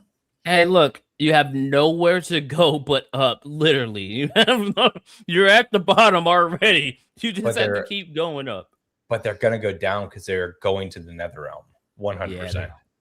Oh my god, I just thought about that because they're like, we gotta save our friends, and it's like, oh fuck, they're gonna get Liu Kang, Kung Lao, and then Jax, and then Cole Young's gonna show up as a skeleton. Bro, Liu Kang even said his story doesn't end here, and that he'll come back and see him again. So yeah. So my enjoyment was a little bit ruined, like enhanced, because do you remember the Chappelle Show, the racial draft, where they're like drafting people? Dude, Raiden sounds kind of like the Asian guy from the Asian delegation. Yo, the Raiden actor is just like, I can't. I don't care what nobody say. Raiden should have been a 6'3" white guy. I don't give a fuck what nobody say. That shit takes me out of it. I'm looking at this shrimpy ass Asian nigga out there. And I'm like, bro, this is not Raiden. I'm sorry. You know what I'm saying? Y'all took the diversity shit too far. I'm sorry, I can't get with it. Hey, well, at least at the end of the movie, you know, fucking Jade gets her hair. Jade No, was she probably doesn't. the most That's the point. irritation because, like, yeah, why did she not wear a wig? Well, see, that's the thing. Tati Gabrielle is not really that unattractive when she has hair. Yeah, No, when her hair is there's done. nothing wrong with her.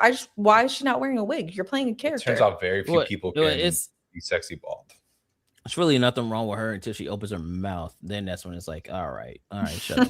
You know, it's like I feel the same way about Jodie Turner. Like I think she can act, and then she opens her mouth, and it's like, okay, please stop. Like, but yeah, if you go see Mortal Kombat 2.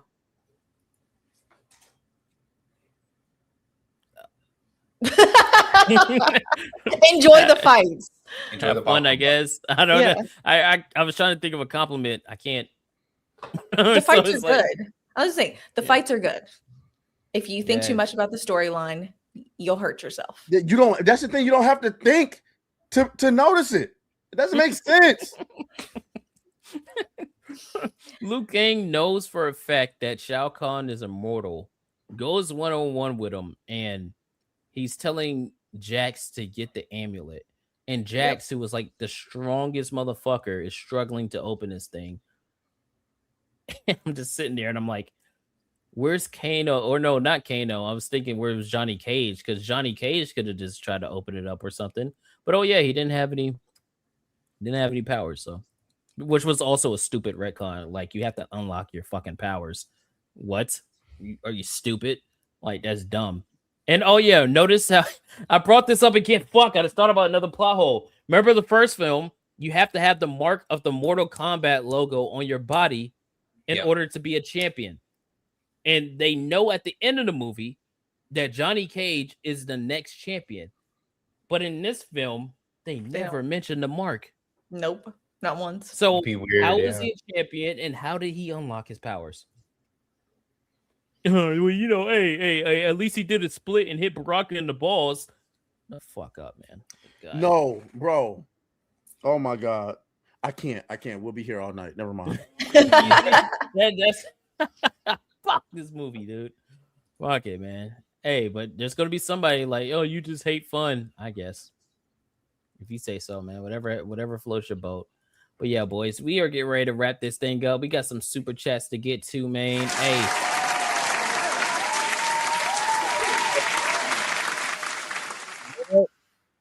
We ain't played this clip all night. Where that shit at? Where that shit at? Yeah. Just cause we got to see the monkey. Let's see these super chats, man. Let me go over there to Rumble. We got a one from the Dead Eyes Lock over there on Rumble. What's good? Says they killed the OG champ Liu Kang. I don't know what's worse, killing him in Mortal Kombat DA or Annihilation 2.0. I'm not gonna lie to you. I didn't watch either one of those because they just looked like they were gonna be bad. And look, I used to play Mortal Kombat, bro. Heavy. I think we all did until the internet was invented. And then then. Nah, shit, not me. I played the fuck 10, 11. I was going in. Before that, Armageddon. You know, I used to play the fuck out of Mortal Kombat. And Kung Lao was my boy. That's why I like the fight with him and Liu Kang. When he did the teleport, I was like, oh, fuck. Yeah, that was hard. Oh, fuck, he just did the teleport. That was the one moment in the film I went, yes. Yeah, I like that. And then when Shao Kahn went, finish him, it's like, yeah, that's...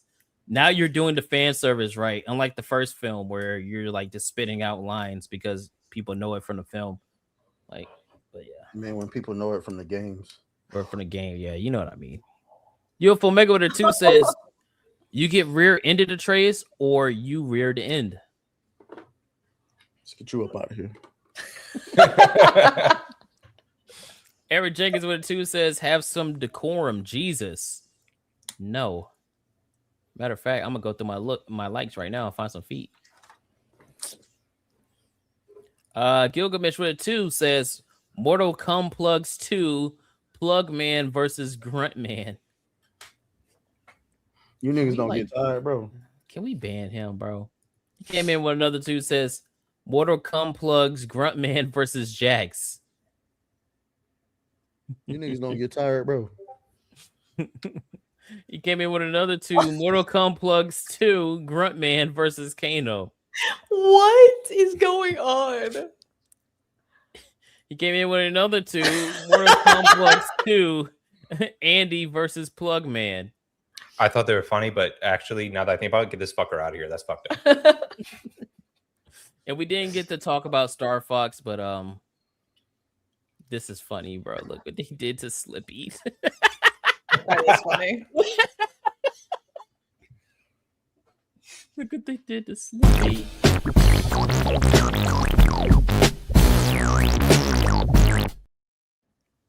Oh shit. Yeah, I'm not a fan of the new Starfox look. I'm not a fan of it, not gonna lie. A little too realistic for me. A little too realistic. But yeah, boys. Hey, what the fuck? No plug-in and grunting daily. Look at his profile picture, bro. I see that shit. That Rampage Jackson is a dinosaur. That's disturbing. What the fuck? Hey, man, this has been a successful stream as always. But we can't get out of here because it's been like a month since these people have graced our screens. Oh my god, bro. Stop. We gotta bring back the fat niggas. Did these fat niggas just open up a portal to the alien snow bunny realm? Damn, she thick as fuck. They said we was too heavy for theoretical physics, but the entrepreneur think tank wasn't looking for the God particle nigga. We was looking for the fat nigga boson, the one that give mass to all matter. Flew to Switzerland, tried to rent out CERN for our research, but these skinny ass physicists said no. So we did what we always do. We built it ourselves with fat nigga tech. This the Big Body Hadron Collider. 27 kilometers of innovation, gold-plated, Henny-cooled, Henny-fueled. While the skinny physicists smashing they lil protons, we smashing Swiss snow bunnies while doing what they never could.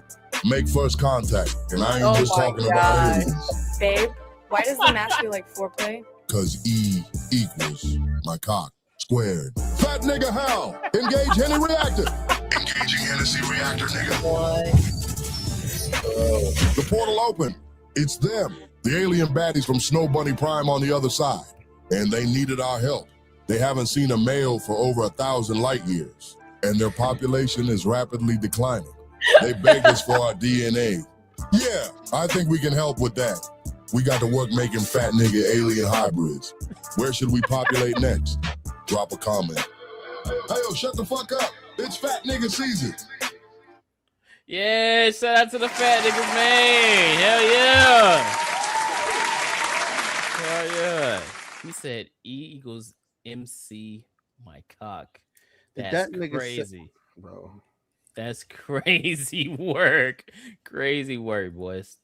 All right, man. We had to bring in the fat niggas. So let's get ready to wrap this thing up. Remember, gotta keep it wrapped up. Gotta keep it wrapped up. We got any gifted games? We have any gifted games? Let's check real quick. Fuck, I got one. Shit, I got one too. And I saw who it was from. Eric Jenkins gifted me Banana Clicker. Says, may the force be with you, monkey. All right, thank you. Thank you so much, you big baboon motherfucker. Thank you. Appreciate it. Yeah, whatever, nigga. The fuck? Oh, there we go. Oh.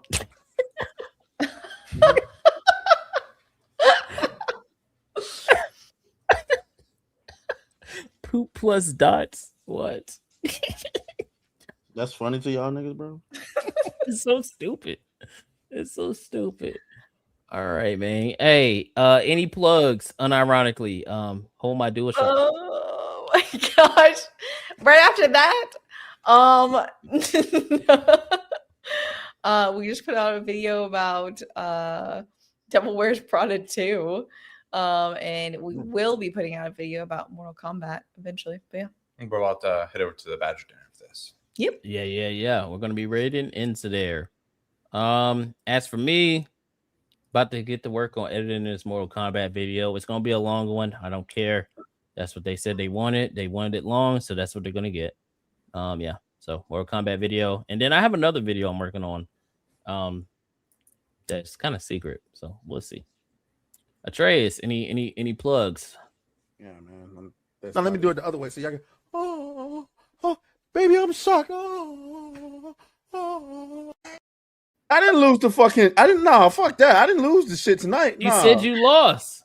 You said you lost. No, they didn't. No, they didn't. Ain't nobody.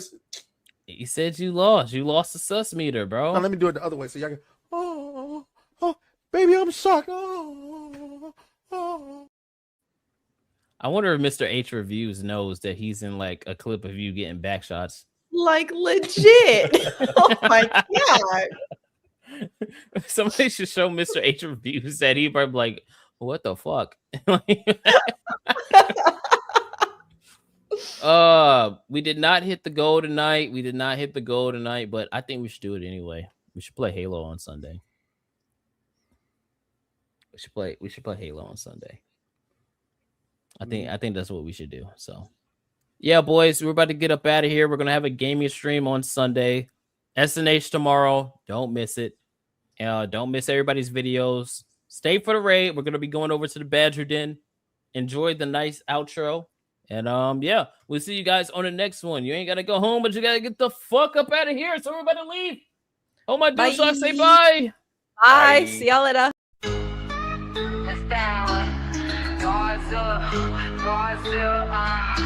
My boy like Godzilla. I shake this thing like Godzilla. Harlem control. Twerk, baby, twerk. Harlem control. Working, girl, work. My booty like Godzilla. On my booty like Godzilla. I shake this thing like Godzilla. On them kaiju. Twerk, baby, twerk. Harlem kaiju. Work it, girl, work.